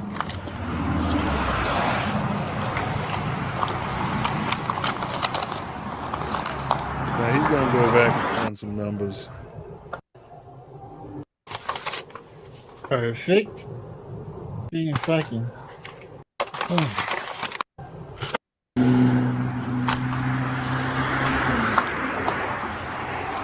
You must really call it what he wants to. Who's the registered owner of the vehicle? It's either me or my husband, Kevin Goldschmidt. Okay. Oh, you live in Whitecroft with him? Okay, so just a heads up too, like you do have to. I'm surprised they doxed her like that. You live in and then named that little town, huh? Yeah. She ain't living there no more. He probably moved out. Yeah. Who's the registered owner of the vehicle? It's either me or my husband, Kevin Goldschmidt. Okay. Oh, you live in Whitecroft with him? Okay, so just a heads up too, like you do have to update your driver's license. She didn't take her husband's name at all. Like, I mean, no hyphen, nothing. Right, the address, because it says you're from Norwood. Yeah, I used to live there, but I don't live there. Okay. We bought the house like 2 years ago, so I know I got it. Yeah, so update that. I need a real ID too, right? So. No, like the talking. Yeah, I got some other property, you son. Bitch, give me my license back. I was starting to think she on booger sugar. Address, because it says you're from Norwood. Yeah, I used to live there, but I don't live there. Okay.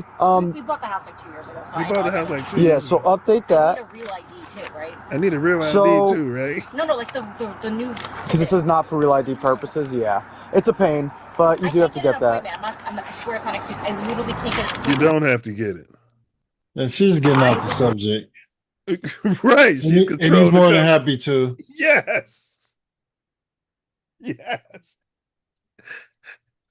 Ace, I'm serious. This would have been reasonable suspicion. Well, the way she kept sorry, she keeps talking. She's got it. I think she's on cocaine. She's nervous. Have you been? How many drinks have you had today? Get out of the car. Why do I have to get out of the car? Because that's an order. I just gave you a lawful order. I gave you a lawful order. I fear for my safety. And you don't have to get out of the car. I'm not sure, honestly. And everyone hates going to the DMV, but it's one of those things like you have to do. Listen, I'm going to cut you a break on the cell phone. I understand You don't have to go to the DMV. There's a thing called the internet, and you can do all this shit as long as you never mind. Job You required. can't do it in Illinois. You got to go to the DMV. Oh, okay. In Cali, you can probably. But you don't have to have a real ID if you got a passport or a passport No, you don't. card. Exactly. Yeah. Exactly. But that's why you don't talk to cops about any fucking thing.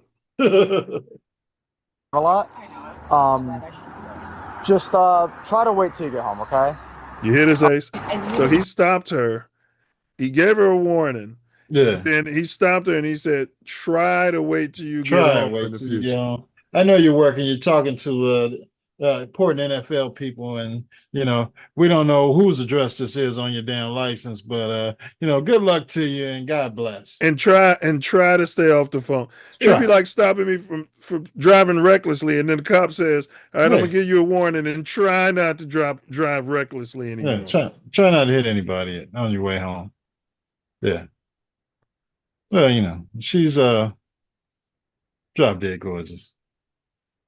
Why is it so backed up? I'm not sure, honestly. And everyone hates going to the DMV, but it's one of those things like you have to do. Listen, I'm going to cut you a break on the cell phone. I understand your job requires you to be on the phone a lot. Just try to wait till you get home, okay? So he's suggesting that someone whose job requires them to be on the phone a lot, that's okay now. He didn't give a lecture suggestion that makes sense. Like try to use the hands free. Correct.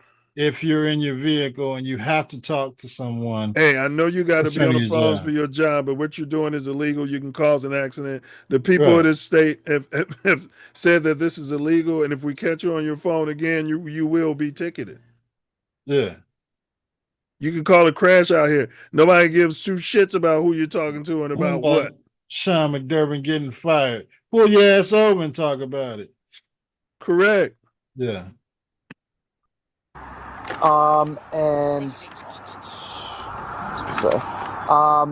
Yeah, keep me updated with the Vikings, okay? Let me know if KOC is going to get a new quarterback in. Of course. All right, man. Take care. How is she going to keep her up? How is she going to keep him up to date? Would they exchange numbers somewhere? Yeah, when he pulls over the next time. Mm-hmm. He just needed an out statement for the body cam. Hey guys, you'll never guess what I talked to today. He knew who she was when he pulled over for that shit. Probably so.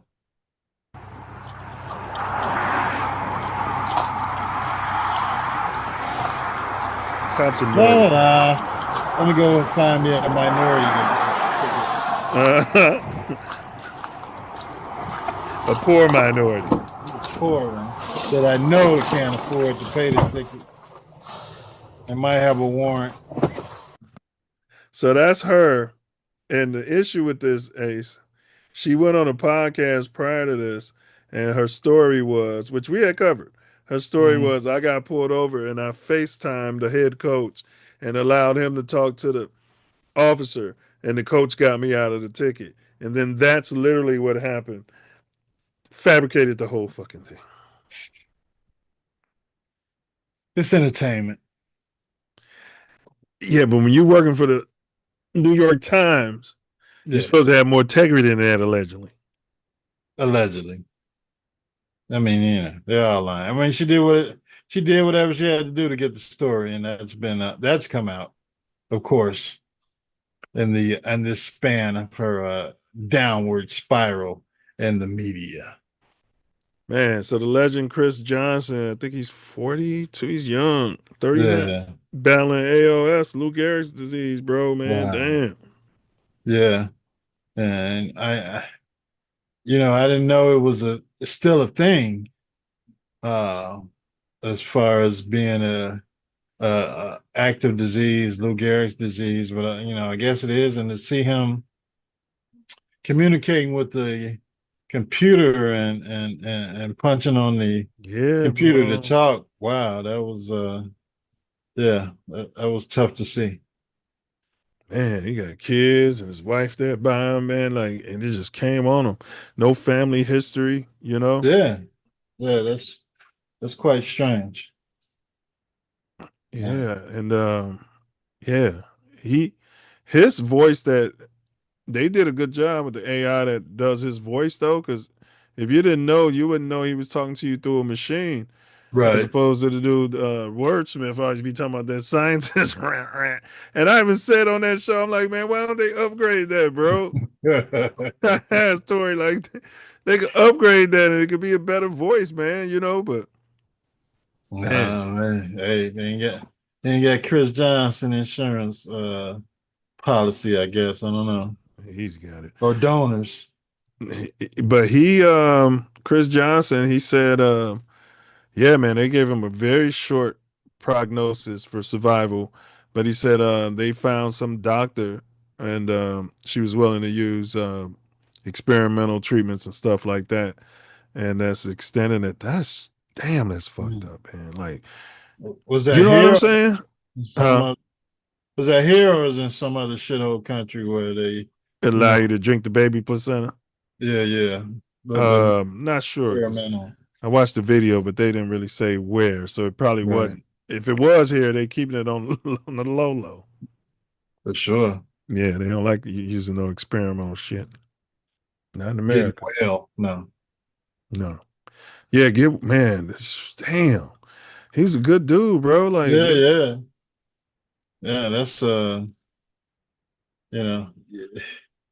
you sometimes see people who get fame or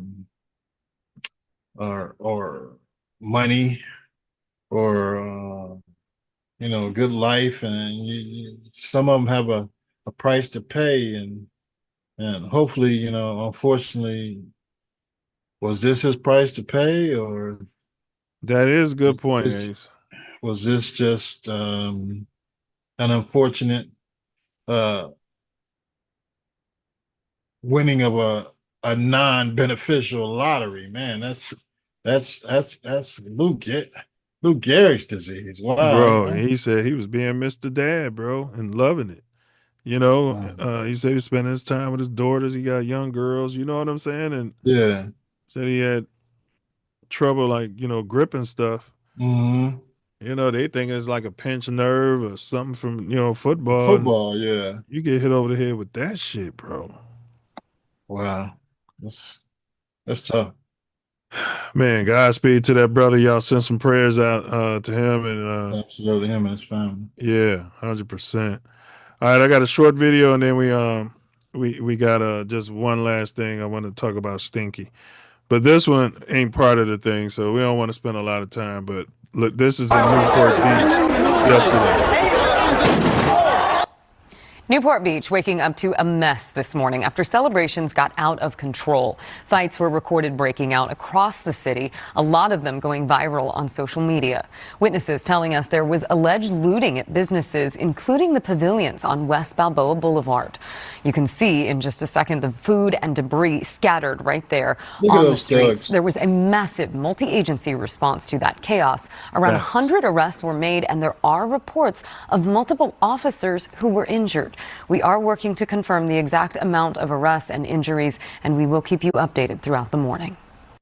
I think they said 100 arrests or something like that, Ace. You're out there, man. There's families out there. There's young kids out there. They're out there for fireworks, and there's a whole melee breaks out, bro. Yeah, wow. I don't know what's wrong with these kids, bro. It was a lot of looks like a lot of Hispanics and a few drop dead gorgeous. Mm-hmm. Yeah, I mean, people are so unencumbered by reality, and they get out there and you get the mom mentality and just lose their damn mind, and and all sorts of things can happen. So that's why I always want my family around me, and I want to pick options that are safe. But even last night, it was. I don't know what Juneteenth was like around here because we were out of town at a tournament. But man, it was World War III around here with all the money all these people had to burn. Mm-hmm. I mean, they were shooting up fireworks on Fireworks Day like it was 1893 again. That's how it's been here in LA since I've been here, bro. I ain't never seen nothing like when I came here. I'm like, this shit crazy. When you go in the quote neighborhood, when you go in the hood, the white folks ain't really doing that. They'll have their sanctioned ones, and then they go home at an hour. Yeah. Man, they be out to 3, 4 in the fucking morning. Boom, boom, boom. Bro, smoke and half of them could care less about Independence Day or this country. Yeah. We were coming from a game last night. I'm driving down the block and they're in the middle of the street, with the damn fireworks in a row lit up. I start honking all of you. Don't get that shit out of the way so I can get to my damn house. Right. What the fuck is going on? Right. People don't even live on this block. Y'all coming over here visiting somebody to blow up our damn block. That shit out the way. So they blow your fingers off. Blow your fingers off. I don't want to see this shit. They looked up on the porch, and the people on the porch like, man, this shit out on the street. He's trying to make it down the street. But yeah, it was unbelievable. Yeah, I hear you though. They act like they don't even care, like they don't even see you. They just keep doing what they doing. And then when you run them over, you're on the news and a motorist runs over innocent kids. Yeah, and then family goes crazy and one of them gets shot. Yeah. Trying to attack the motorist. Yeah. All right. Clark at the bottom of a scramble for the ball. At one point, Thomas appears to push in. We got one more. This is our last video here. And we're only playing with Stink. Slayer said. We don't know what. So Mark we don't know what Stink Schlereth is on the show today in an hour. Right. And he made some, I thought, pathetic comments. badge. And I like Stink. I thought his comments, did you hear what he said? I've heard a lot of stuff that he said, but if he said something in the last couple hours, Cap losing weight, that booger sugar starting to catch up with him allegedly. Yeah. Works out the crib now. I don't think he ever leaves the house. or something, I have not. Well, did you hear what he said about Caleb? I did. Your thoughts? I did. Well, let's for those that have missed it, Tom, let's let the audience hear what Stink Schlereth had to say. So at this particular point in time, Caleb Williams isn't a good quarterback. If you were ranking that class, he said he isn't a good quarterback. That's the problem I have. We're going to play his whole statement. But Caleb Williams isn't a good quarterback. If you were ranking that class, you'd put Jaden Daniels ahead of him. You put Drake May ahead of him. I'd put Bo Nix ahead of him. Supposed to be a great quarterback. He's not a great quarterback. He's a great playmaker. And when it comes to off-schedule football, the guy is probably about as good as it gets. You talking about that damn nigger ball right now. Yeah. Hero ball, yeah. Negro ball. Yeah. He is Kyler Murray with more height. Tom, your thoughts on that? Kyler Murray. Come on. That was his take. He literally started that take by saying Caleb Williams is not a good quarterback. And you know I'd be on Caleb's ass. But I've never said Caleb Williams is not a good quarterback. But what kind of a assessor of talent is this guy anyway? So. Well, he had Tom Brady's hands up his bum for like 14 seasons. Yeah. Wasn't he the center for Tom Brady? No. Oh. My bad. He was on the offensive line, though, wasn't he? Yeah, I don't know. Let's look this clown up. Yeah. Mark Slayer, he was like a Pro Bowl offensive lineman for some years. That's a hell of a statement to make about, one of the best young quarterbacks in the NFL. Right. But God's sakes, the people, he put him on the cover of Madden.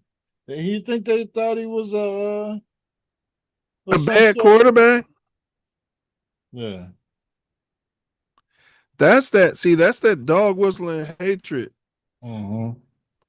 American football player, Mark Slayer.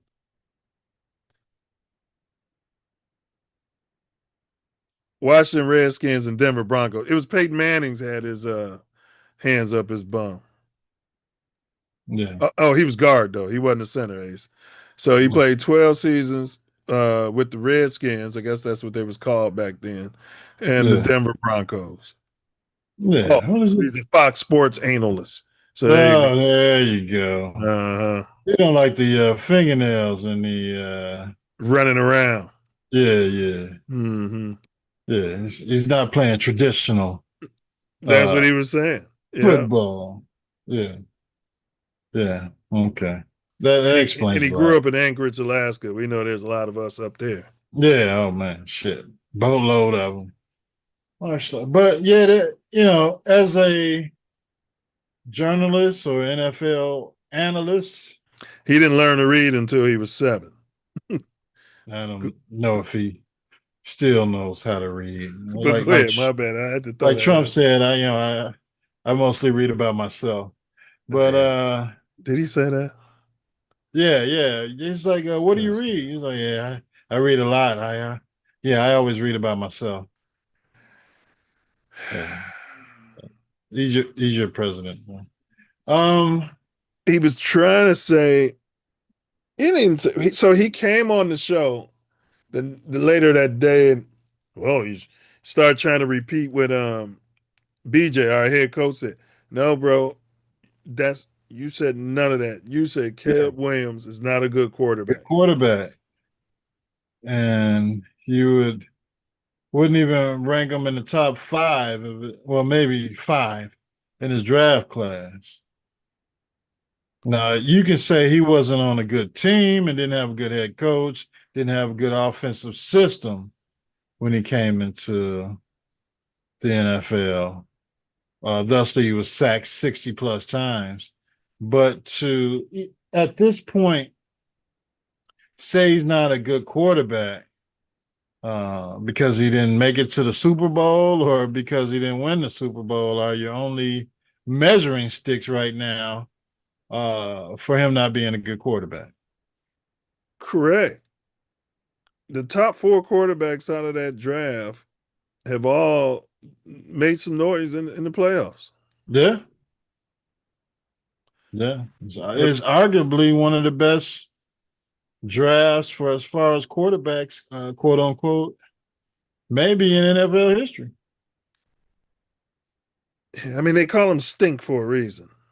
Yeah. Attitude, breath, bum. They're probably all.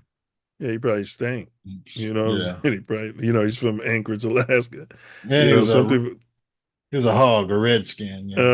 Some people think that shit's cute. You stink. They get happy. They smile. You know what I mean? They proud of that shit. That's why they can always stink. Pull my finger. Exactly. Yeah, man. I don't know. Caleb is our quarterback. Yeah. Like you said, what makes him an analyst? Like, I don't think I've heard anyone say that to say he's not a good quarterback, you're saying he's a bad quarterback. That's exactly what you're saying. Right.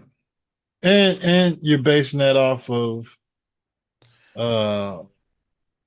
he said he can't stand in the pocket, but he's a hero in the off schedule stuff.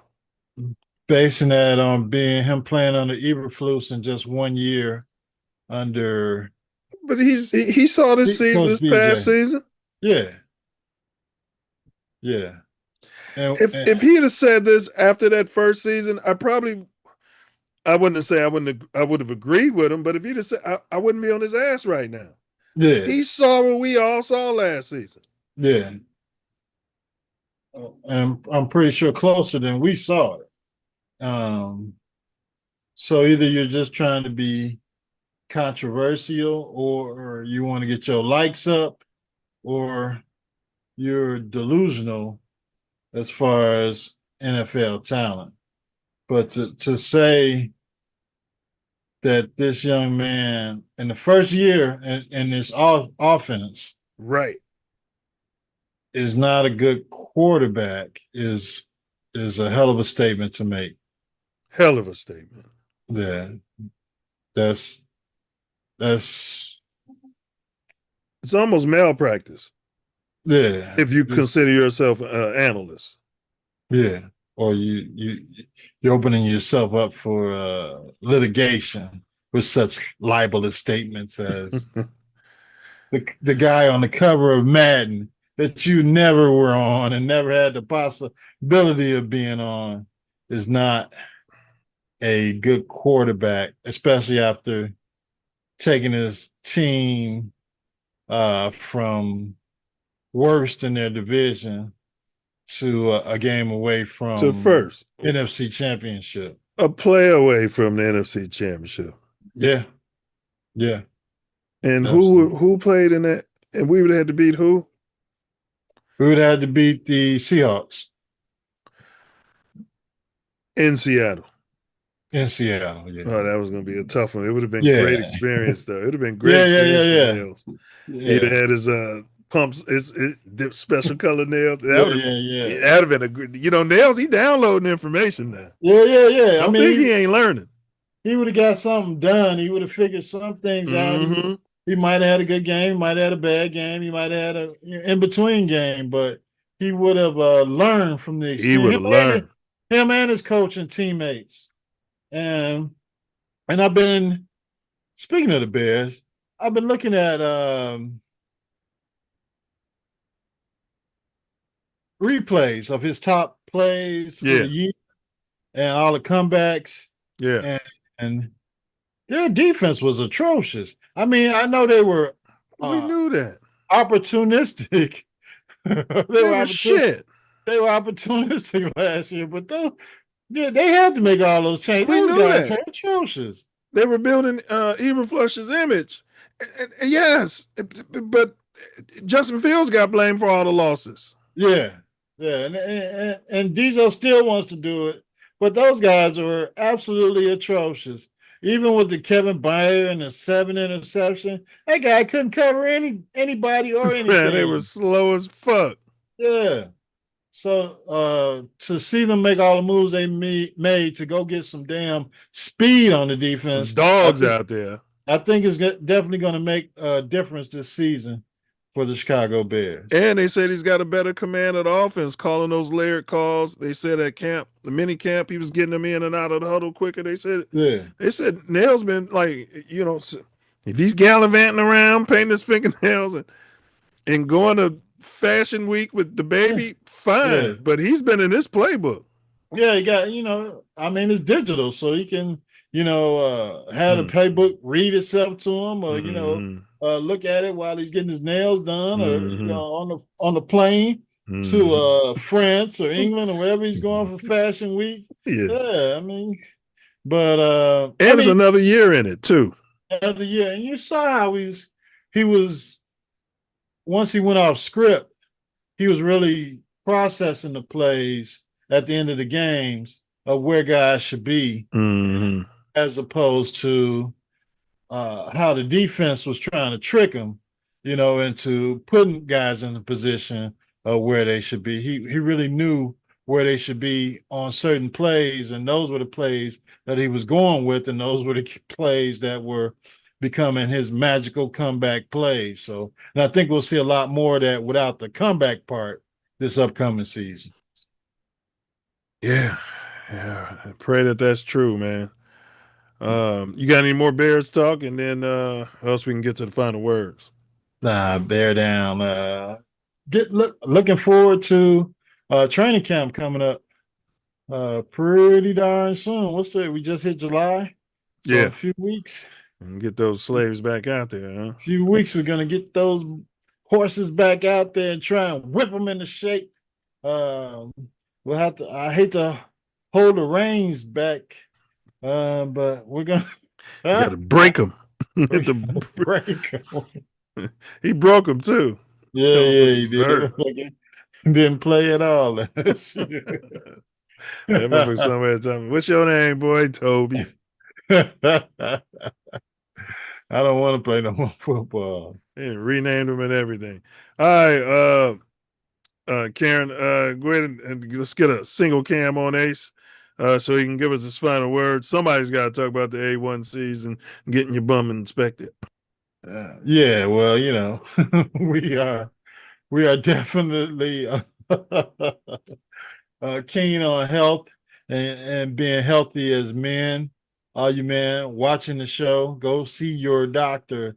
If it's not once a month or once every 6 months or once a year, go see a doctor. If you're not feeling well, if you're feeling a certain kind of way, if you're feeling sluggish, if you're feeling like, you may just need to improve on your health, or you need to check your numbers. Go to the doctor. There's no reason not to go see a doctor. Have your blood work done. Have your prostate checked. Have your colon checked. All the things that we have as men getting older and trying to stay here for our families and loved ones. Please go get it done. I'm leaving. I hope I'm not leaving anything out the hink with that put on top of you. Get on somebody's goddamn couch. Get on somebody's couch. Hey, now that's definitely something I should be saying, because a lot of people that's going through mental struggles, financial struggles, relationship struggles, they need to talk to somebody, need to have somebody interject and what they're going through in life on a daily basis. Get out there and talk to somebody. Talk to a relative, talk to a professional. Go on the Hink show, Hink in the Basement, when he has his mental health shows, and try and interject and find some different avenues to get some help if you need it. So definitely get on somebody's damn couch if you need it.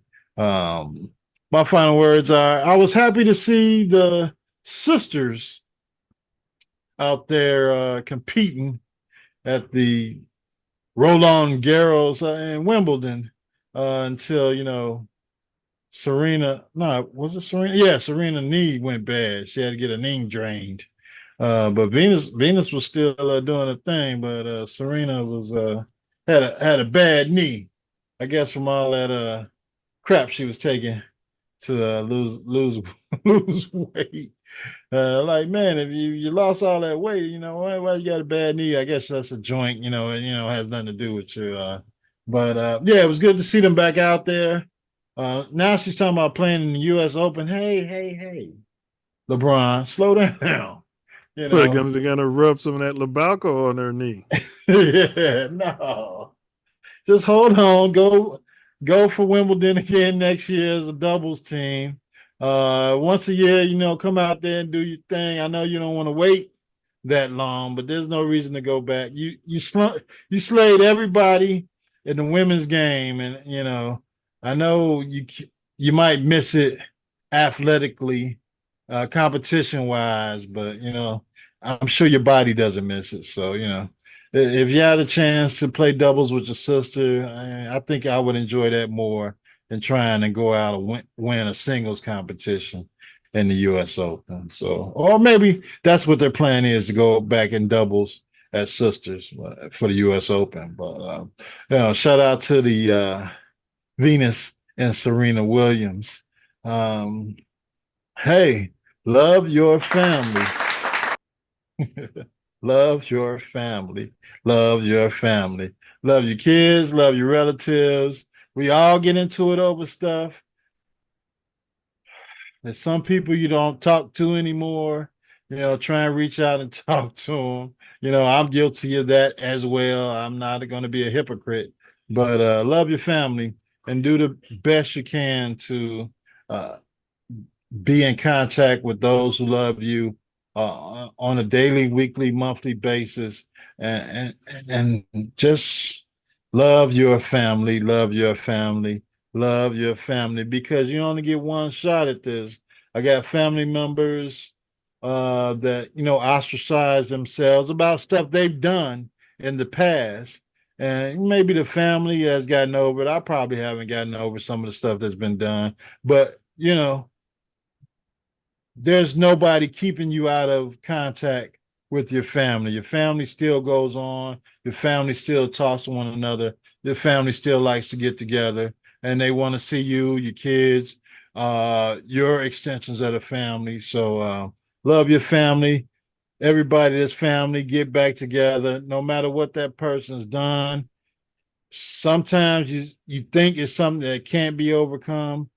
Sometimes it might be, but if there's a chance for reconciliation, do it. Sometimes, hey, you got to get on the damn couch. But those are my final words. Love your family. Definitely love your kids, and love each other.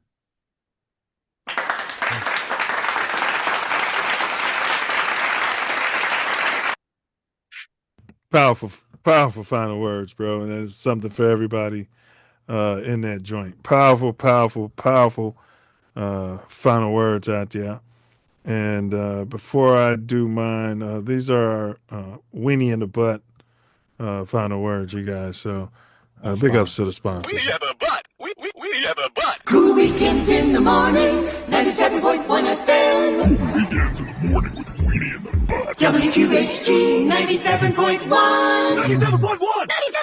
97.1. We have a butt. In the morning, cool weekends. FM. Weenie. And the Butt Monkey 97.1.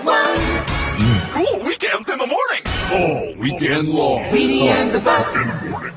On the radio. FM. Dickie the Punch. Punchline Donkey on Cool 97.1. On the radio. In the morning. FM. WQHG. Cool Weekends. In the morning. On 97.1. 97.1. Weenie in the butt. 97.1. In the afternoon. In the afternoon. Oh my God. WQHG. Turn it on and rip the knob off. You're listening to the radio. Weenie in the butt. All right, big ups to the sponsors, Weenie and the butt. And the butt. This week closes with the same volatility it opened with, a blend of b-ball drama, fan culture tension, and unexpected cross-sport storylines. The National Basketball Association, NBA, never broke again. Trades and free agency moves we've been tracking. They ain't just transactions. They're reshaping team identities, forcing teams to confront who they are and who they thought that they are and who they're trying to become. In the Caitlin Clark situation, drop dead, gorgeous.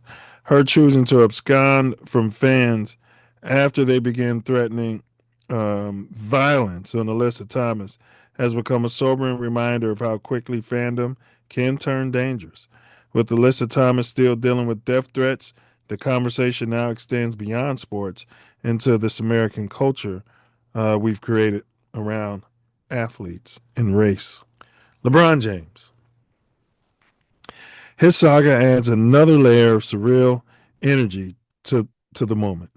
His status as an unwanted free agent in certain circles feels almost impossible given his resume. Yet it reflects the complicated calculus teams make when legacy, media attention, and roster control don't jibe.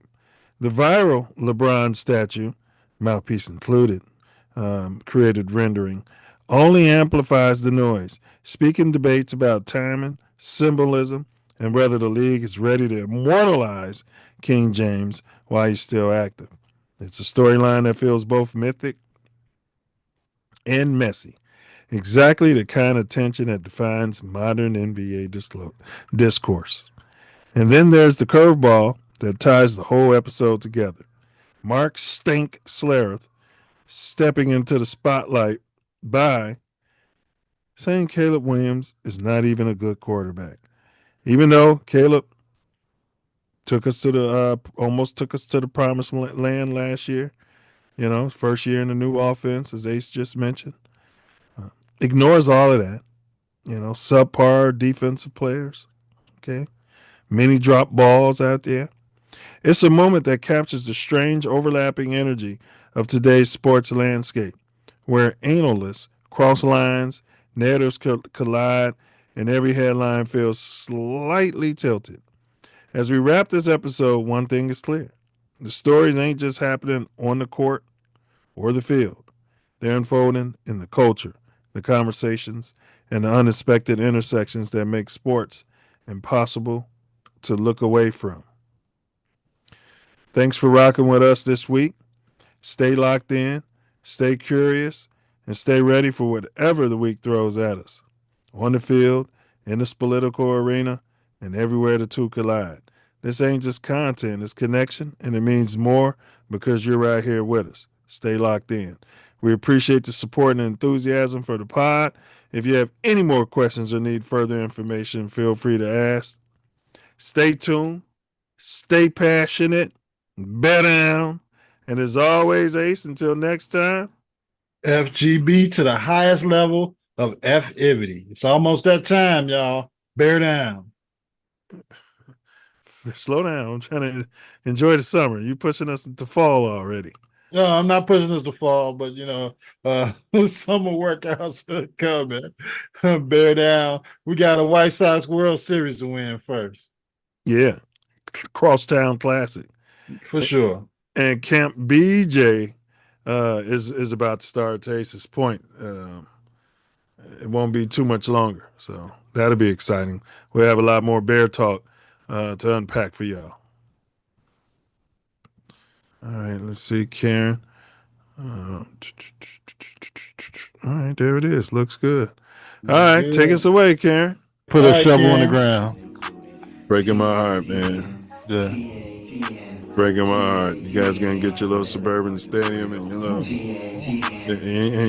you probably have halter top night, fingernail paint night. You get your fingernails painted. Yeah, I'm not going out there, man. I go watch them out of town before I go to damn out of town. All right. You find yourself sliding through. You might be in LA. On Florence and Norman. Hey, homie. Hey, man, come here. Better. You might be in Chicago. Woo! Dipping down Ashland. Better. Chill back. Check your 6. Double check that blind spot. Use that blind spot assist. TATN. Better guard your grill. TATN. Guard your grill. TATN. Mouthpiece included. TATN. Bear down. TATN. Bear down. Knuckle up. TATN. Mouthpiece included. And don't forget it, baby. And don't forget to. Whatever you do, don't forget it. Like, share, subscribe. Hey, butterfly. Forget to bring your mouthpiece. Sure. Don't forget it. WNBA star